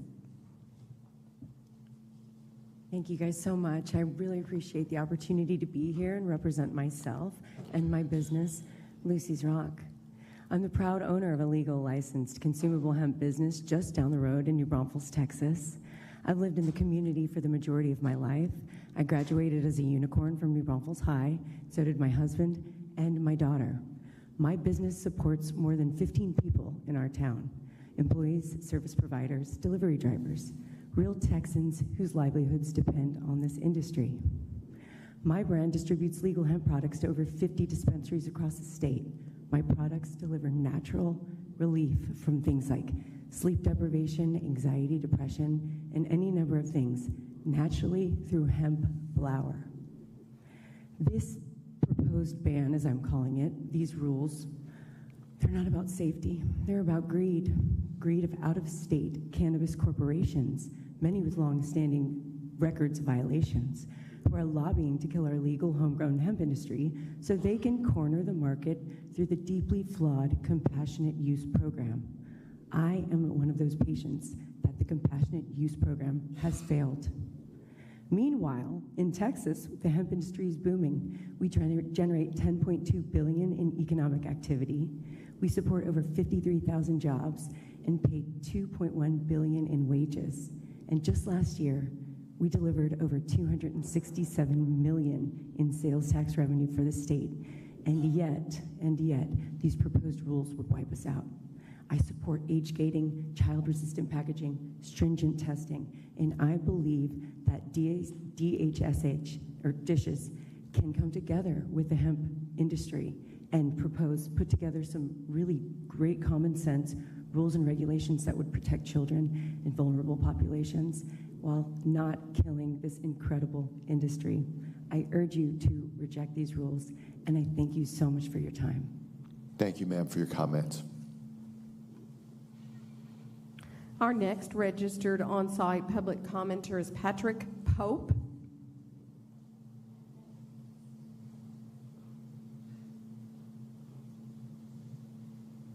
Patrick, yes, sir. 2 minutes. Yes, ma'am. Thank you so much for your time today.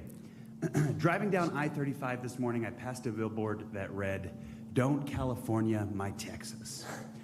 That message is simple and it matters. Texans believe in freedom, fair markets, and not overtaxing or over-regulating hardworking people. But the rules Dishes is proposing here today do exactly the opposite. By adding excessive fees, complicated licensing, and regulatory burdens, you're not just regulating hemp, you're pricing Texans out of business. My company works in hemp media and marketing, and under these rules, my entire client base would be forced to leave the state or shut down, effectively killing my business and many others like it. And when you regulate hemp so extremely, you California it. You hand the power of the plant you hand the power of this plant away from Texans and into an underserving medical cannabis system dominated by out-of-state, multi-state operators who do not represent Texas values at all. Meanwhile, right here at home, we already have Texans growing, manufacturing, and building commerce around this plant. These are farmers, small business owners, and families who followed the law, and these regulations would destroy their livelihoods. We are asking for reasonable regulation, and we are aligned on safety, but the fees to operate are so high they choke Texans out of their own industry that we've been fighting for 2 years. Let's allow Texans to work the land, innovate, and earn a living without being crushed by bureaucracy. Let's not California this Texas hemp industry. We are the truest kind of Texans here today, standing up for our right to work, to build, and to take care of ourselves. Thank you, my fellow Texans. Thank you, sir, for your comments.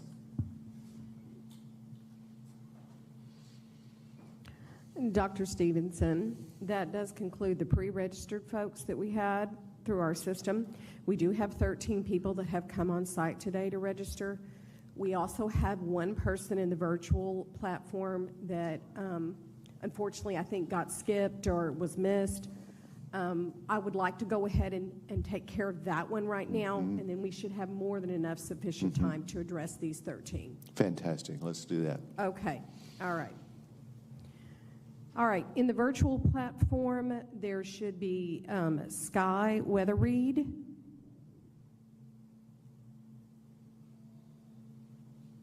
We are changing you to presenter mode now, Sky. You should be able to turn on your camera and unmute, and you can have 2 minutes to provide your comments. Wonderful. We see you. Go ahead. Thank you. Good morning. My name is Sky Weatherred. I am a proud Texan, a mother, and the Director of Marketing and Compliance for Czar Wellness.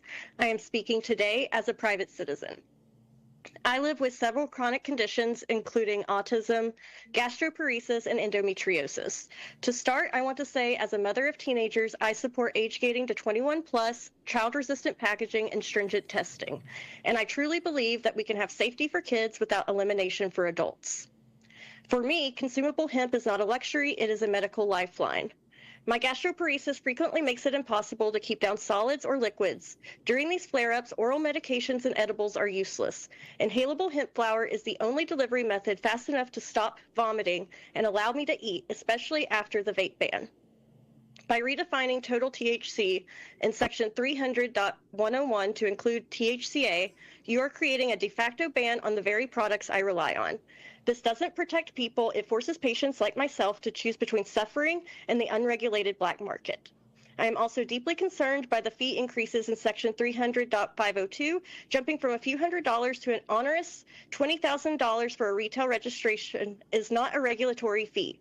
It is a death sentence for the small businesses I've supported since 2019, including the one I work for. These mom and pop shops are the ones following your rules and keeping our community safe. Please do not price them out in favor of large corporations that prioritize profits over safety. I urge DSHS to maintain the current THC definitions and keep licensing fees reasonable. Please don't take away the relief that allowed me to get my life back. Thank you for your time and for considering my testimony. Thank you, ma'am, for your comments.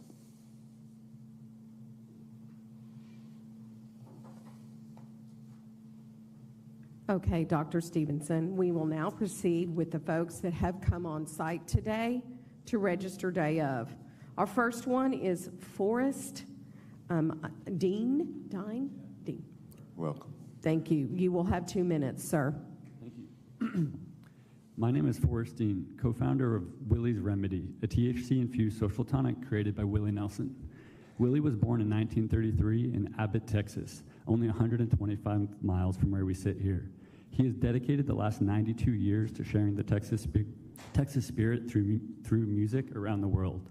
Our company's commitment to Texas is significant and vital to our brand.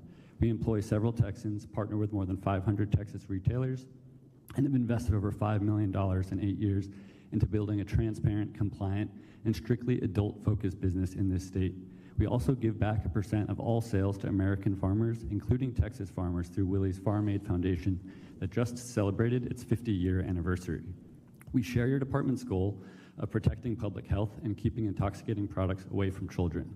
That said, these proposed rules go well beyond common sense protections and would decimate our business in Texas. The rule prohibiting the use of celebrity images in packaging strips our brand of its uniqueness and the goodwill that Willie, a Texas-born icon, brings to our brand. We don't believe that Willie, at 92 years old, appeals to children. Willie's image does signal to our adult users a guarantee of quality and Texas pride. So for us and our fellow adult beverage providers, we strongly oppose this rule, if for no other reason than to protect all of our First Amendment rights and Willie's. We respectfully ask that the department revisit the proposed rules and strike the celebrity language while keeping the appropriate ban on packaging that is appealing to children. We will be submitting further written and more detailed comments that I encourage you to read. Thank you for your time and attention to these important issues. To quote Willie, you know inside what is right. Whether you do it is up to you. Thank you, sir, for your comments. Our next registered on-site public commenter today is Timothy Mabry. Thank you, sir. You'll have 2 minutes. All right. Am I able to stand? Please sit, sir. It'll be better for the microphone. Yes. I hold it. Howdy, y'all. I'm Timothy Mabry, and I'm here representing myself and the great citizens of Texas. I'm the 6th-generation Texan. I am for small government and empowered it back to the people. What I'm hearing today through multiple testimonies, online and in person, and what I'm seeing from DSHS, is that we are growing our government. We are removing control from the people and giving it back to the government. I implore you, right now, put the mentality of 1776 on. Step into the shoes of our founding fathers and ask yourself, would our founding fathers stand for a 13,000% increase on a regulation? Would they choke out an industry that they themselves used? George Washington was an avid hemp farmer. So our founding fathers, for over 150 years of our founding nation, of this great America, we used this. We grew this in Texas. It was a flourishing product. And now we're trying to criminalize it. Now we're trying to tax people out. I've seen firsthand, as being a first responder, what alcohol can do, what other drugs and synthetics can do to people. I have not been to a single fatality accident involving marijuana. I've been to I don't know how many, including alcohol and many other drug-related stuff. But my thing is, sitting here today, is I'm watching what's happening in Texas and the United States, and I'm watching government grow at an egregious rate. So we're all for regulations, not criminalization. We're for fair governance. And when the government starts to say what you can and cannot do on a mass scale, that's going to kill an industry, that's going to kill the livelihood of tens of thousands of Texans. This is why I'm standing up today to say this is crap, this is garbage, and I will not let this stand. And that everything that I do in every fiber of my being, I'm going to make sure the voice is heard and that good governance and common sense is put back into this state. And I implore y'all to think about that right here, right now, and put that 1776 mentality on and then rule on Your that. time has I'm Timothy expired. Mabry. You must I look forward to conclude your having further conversations comments. with y'all outside of here. Thank you, And sir, for your y'all will know comments. in a few months. Thank you, sir, for your comments. Our next registered public commenter on site is Juan Cantu.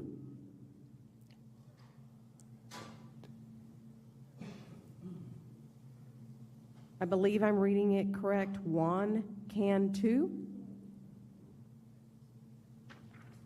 Tyler, am I reading that correct?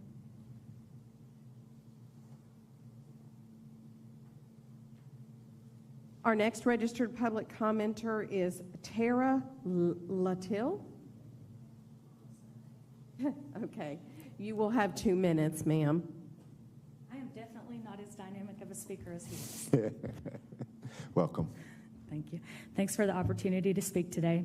In addition to serving on the U.S. Hemp Roundtable, I'm the franchise director for CBD American Shaman, which operates 64 stores in Texas alone, and I'm also one of those Texas hemp store owners. I'll begin by clearly stating what I and many hemp retailers across the state fully support because these provisions directly protect public health. We support strict age verification, no sales to anyone under the age of 21, and we support clear labeling, compliant packaging, and consumer access to certificates of analysis so people know exactly what they're purchasing. What we don't support in the proposed rules is where they move beyond those protections and unintentionally reduce public safety instead of improving it. Although the hemp industry is often discussed as some large corporate sector industry, it's actually made up of thousands of small Texas businesses. Excessive fees and operational barriers don't eliminate risk, they eliminate small local operators. Meanwhile, the non-compliant sellers who create the most risk often remain untouched and harder to regulate because of their large funding resources. It can also affect ancillary businesses like packagers, shippers, marketing, and even landlords. As store owners, we're the people who listen directly to our consumers every day. We hear from Texans managing chronic pain, anxiety, and sleep issues. Many are afraid of losing access to some of the current hemp products, which will force them back to opioids or other more dangerous alternatives. The current framework evaluates products based on measured Delta-9 THC in their final tested form. Shifting to standards like total THC or cannabinoid conversion would remove products that are already tested, labeled, and sold in regulated environments, which will also push consumers toward unregulated or markets with less oversight. We also don't support enforcement structures that allow compounding penalties without meaningful opportunities to correct unintentional issues. Forcing the closure of stores does not improve consumer safety. It removes safe, regulated access and the chance for education to consumers. I also want to quickly address mental health concerns that I've heard from some speakers, specifically the claim that cannabis causes schizophrenia. The scientific consensus does not show that. What the research Your actually time shows, has expired. Thank you for your comments, Thanks. ma'am.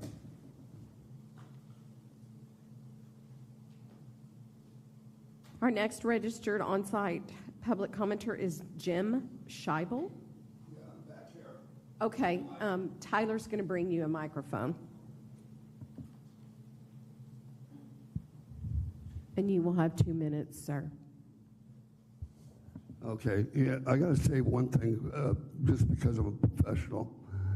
2 cameras shoot, and we should have a split screen so you can see who's talking. I have a tough time hearing anyway, but I just thought I'd throw that in and let you guys know.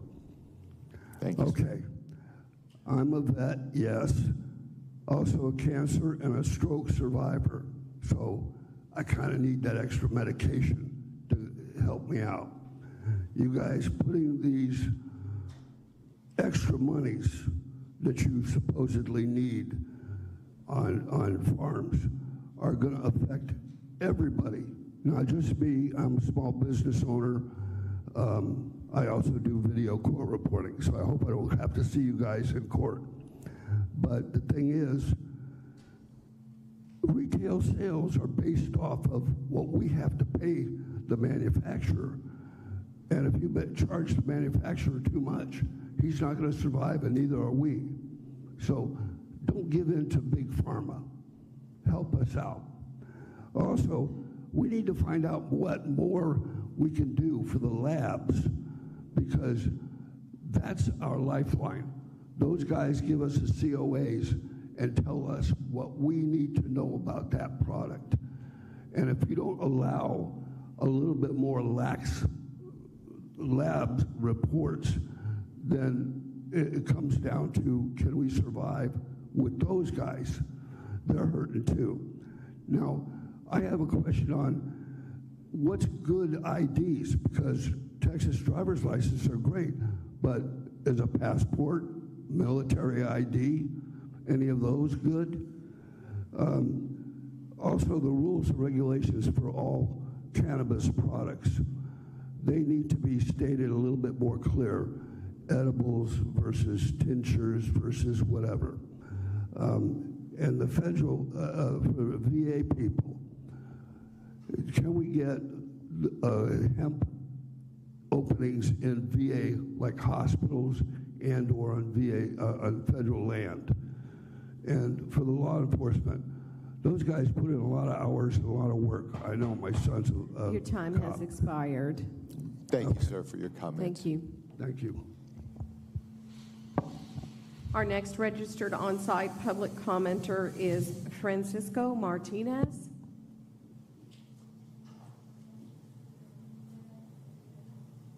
Francisco Martinez.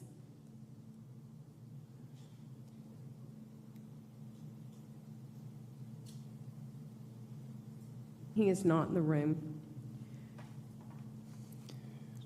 Our next registered public comment is, I apologize if I don't say this correctly, Esquivel Montoya? Isabel Montoya?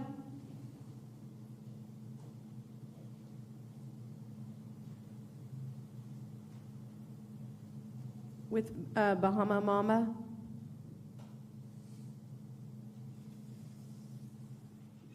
Okay, thank you. All right, the next one on site is Maria Alanis. All right, you will have 2 minutes, ma'am. Good morning. Good morning. Thank you for allowing me to be here today. I'm Maria Alanis. I'm a mother as well as a grandmother. I'm a consumer of hemp products as well as an employee of Greenery, a cannabis shop in Wimberley, Texas. Go Texans. I'm here to oppose several things.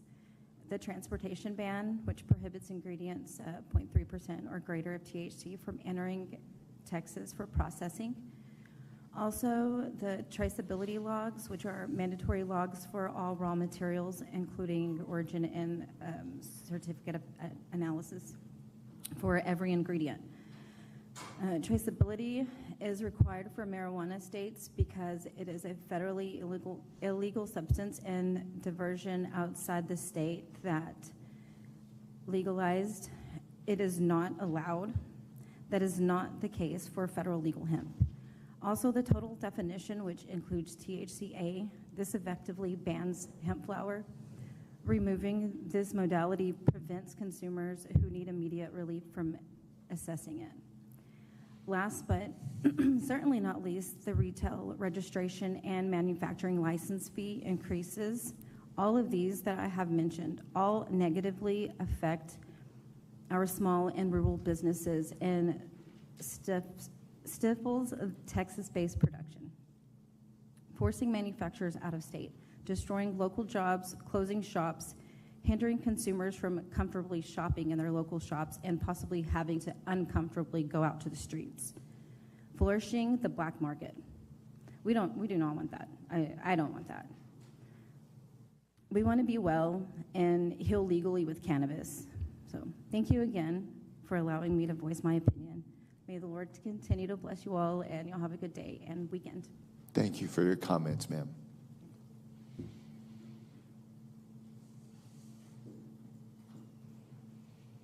Our next on-site public commenter is Brian Dombrowski. Coming behind you. You have 2 minutes, sir. Good afternoon. My name is Brian Dombrowski, and I have been in this industry for over 20 years, working with medical, recreational, and hemp businesses. First, I want to thank you all for holding this meeting and taking the time to engage directly with the public as you consider these rules. I know this is complicated, and I appreciate the opportunity to speak today. You've heard a lot about the fees being too high, technical provisions in these proposed rules that are going to harm small businesses and the people who rely on this plant. Those concerns are valid and deserve attention, but I want to use my time to talk about something that's harder to measure and often uncomfortable to say out loud. As a veteran, when one of my brothers and sisters in the veteran community is sitting alone in their garage, struggling with PTSD and their gun to their head, they don't have time to wait for a gummy or a beverage to kick in. They need something immediate. For many of them, that has been hemp-derived flower. This isn't theoretical. This is happening right now. Hemp vapes have been outlawed and handed over to the teacup program. That program has not been able to provide accessible alternatives, and no one knows when they will. Hemp fills that need. People are not abusing it. It is legal, it is accessible, and it works when the time matters most. They're not just veterans. They are parents and your neighbors who depend on hemp as it exists today. Rules that ignore that reality just don't regulate products. They remove lifelines. Today, I'm simply asking for you to slow down and fully consider the real-world impacts of these proposed rules. Please listen to the people who rely on them. I also want to highlight one other thing. This nation is watching Texas. You can make us the bellwether state and show the country how to do this correctly. You just have to listen to your people. Thank you for your time. Thank you, sir, for your comments, and thank you for your service. Our next registered on-site public commenter is Jennifer. I believe it's Richter or Richter. Jennifer? Yes. You have 2 minutes. Hi. Good morning.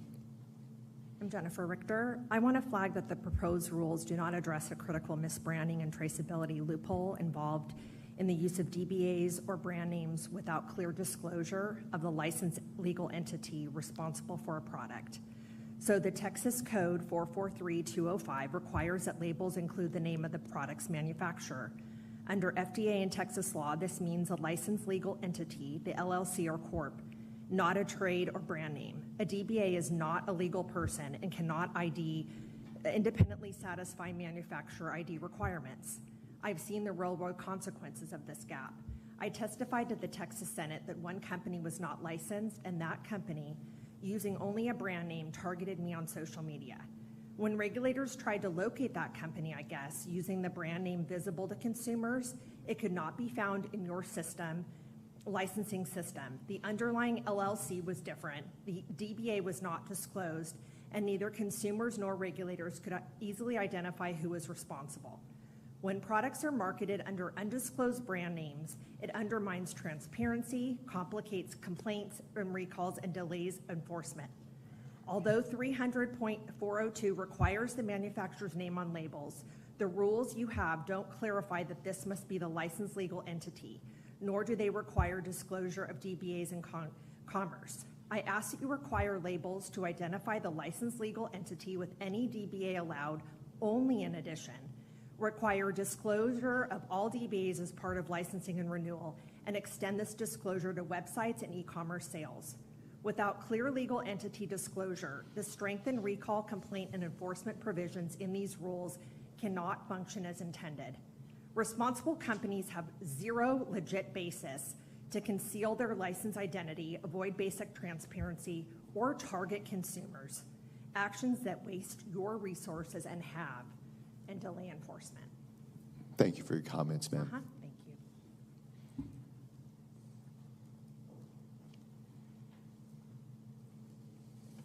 Our next registered public commenter is Lauren Bridges.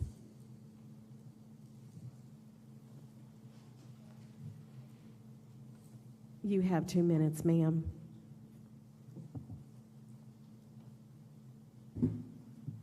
Hello. Hello. My name is Lauren Bridges, and I'm a mom, a small business owner, and a multi-generational farmer here in Texas. Grew up, my grandfather worked with the Agriculture Commission, so I love the state and I love the farming. I farm many herbs. I'm also a hairstylist. I've got a little interesting background with a degree in cannabis science and operations. So I grow a lot of different herbs, and we process them into beauty products right here in East Texas, Longview, Texas. So I'm a little bit far from home today, but I was excited to come up here and kind of give you guys a little background of what we do and how this would affect us. So under the Texas Department of Agriculture, we grow a single strain of hemp that is known to help with hair growth and topical inflammation. It's been researched a lot. In my studies, in my cannabis science and degree, that was part of my research, was for hair growth. So we make a product topically. We process that product into a topical, and we sell that topical in a retail shop. We started inside of our store, but next week we move into our downtown, super conservative downtown location of Longview, Texas. The community's really embraced us. So what I come to speak about is the fees, number one. We all have already spoke on that. Again, that would kill someone like me who already has fees on the farming side. Then we're going to do manufacturing. Those are going to be high. The total THC is another big concern that I have, because as a farmer, that's going to be I know we're not in the Texas Department of Agriculture, but the rules that we make here that determine that total THC are going to determine how our crops are grown there. So that's a big concern for me. So our downtown storefront is going to be a place where people can come and see that product be grown, processed, and made into a product that you can purchase. So these astronomical fees would totally put someone like me out the door. So that, I just come to speak on that and let y'all know about the total THC limit. I have submitted written comment about all of my research with that in the field. Your time has Thank y'all so expired. much. Thank you, ma'am, for your comments.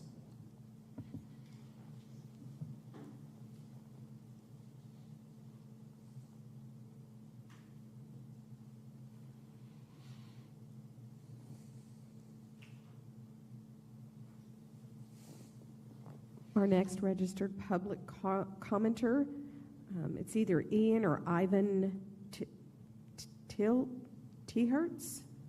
Behind you. Okay.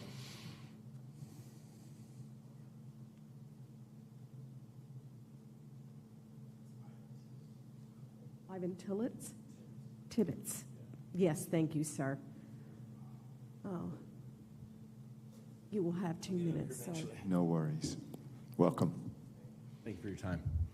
I oppose, I'm up here for opposition. I'm opposition of a non-tiered manufacturing aspect. There are a lot of shops like myself here in Austin, Texas that go above and beyond to do our own third-party testing, and we do our own things in-house. So doing $25,000 to a single entity, it's not feasible when you have other players in the state that distribute to every store in the state. Then that's fine, but a tiered system would be appreciated. Another thing I want to talk about is we've heard a lot about the black market industry, things going from our industry to that industry. This happens. So on September 1st, whenever we did the vape ban, I saw through that month my sales dropped 15 to 20% through my entire store. The next month they followed. The next month they followed. This last month they've started to come back. The reason being is because I'm seeing clients I haven't seen in 2 months. And they're now telling me that the reason why they're back in my store is because they cannot trust what they're buying online because they don't know what they're getting. I also go through the trade show markets throughout the United States, and I've had the same business for 3 years. I've seen the exact same clientele for 3 years. I go to trade shows and I see companies that are outside of Texas, and I'll see them at 3 trade shows in 1 year, and they have 3 to 5 business names. So it comes down to trust and loyalty, and I think that you guys owe that to us for us sticking our necks out and trying to develop an industry. Just be thoughtful. Thank you, sir, for your comments.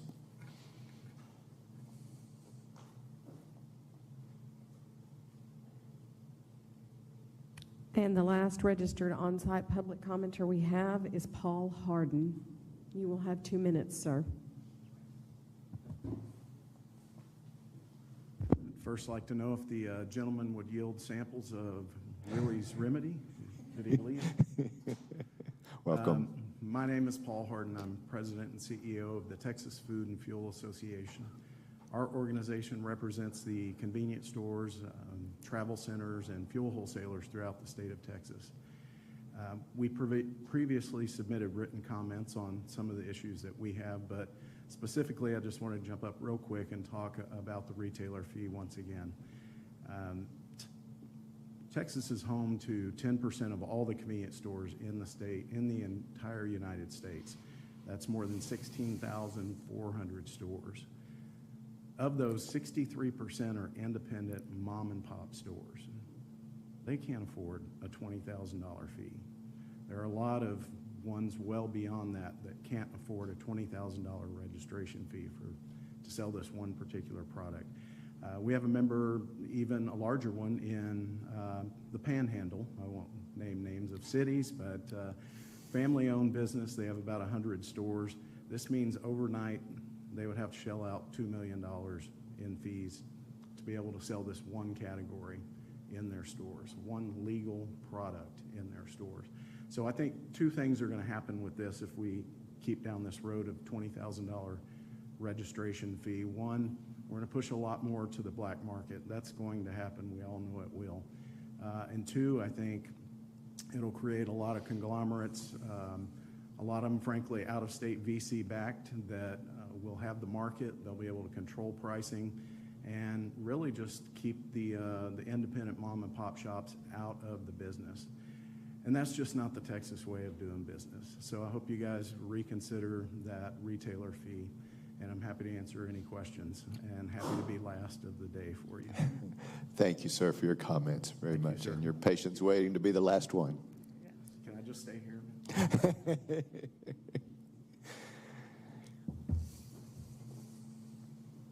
Dr. Stevenson, this concludes the registered public commenters, and we have taken care of the virtual ones. We do have a few more minutes in this meeting. We appreciate everybody preparing comments and providing comments, especially those that were your patients waiting all on site, and thank you for your participation today. The meeting is adjourned at 12:20. Thank you all. Participants in the virtual, Ms. Alanese, please end the recording. Recording is ended.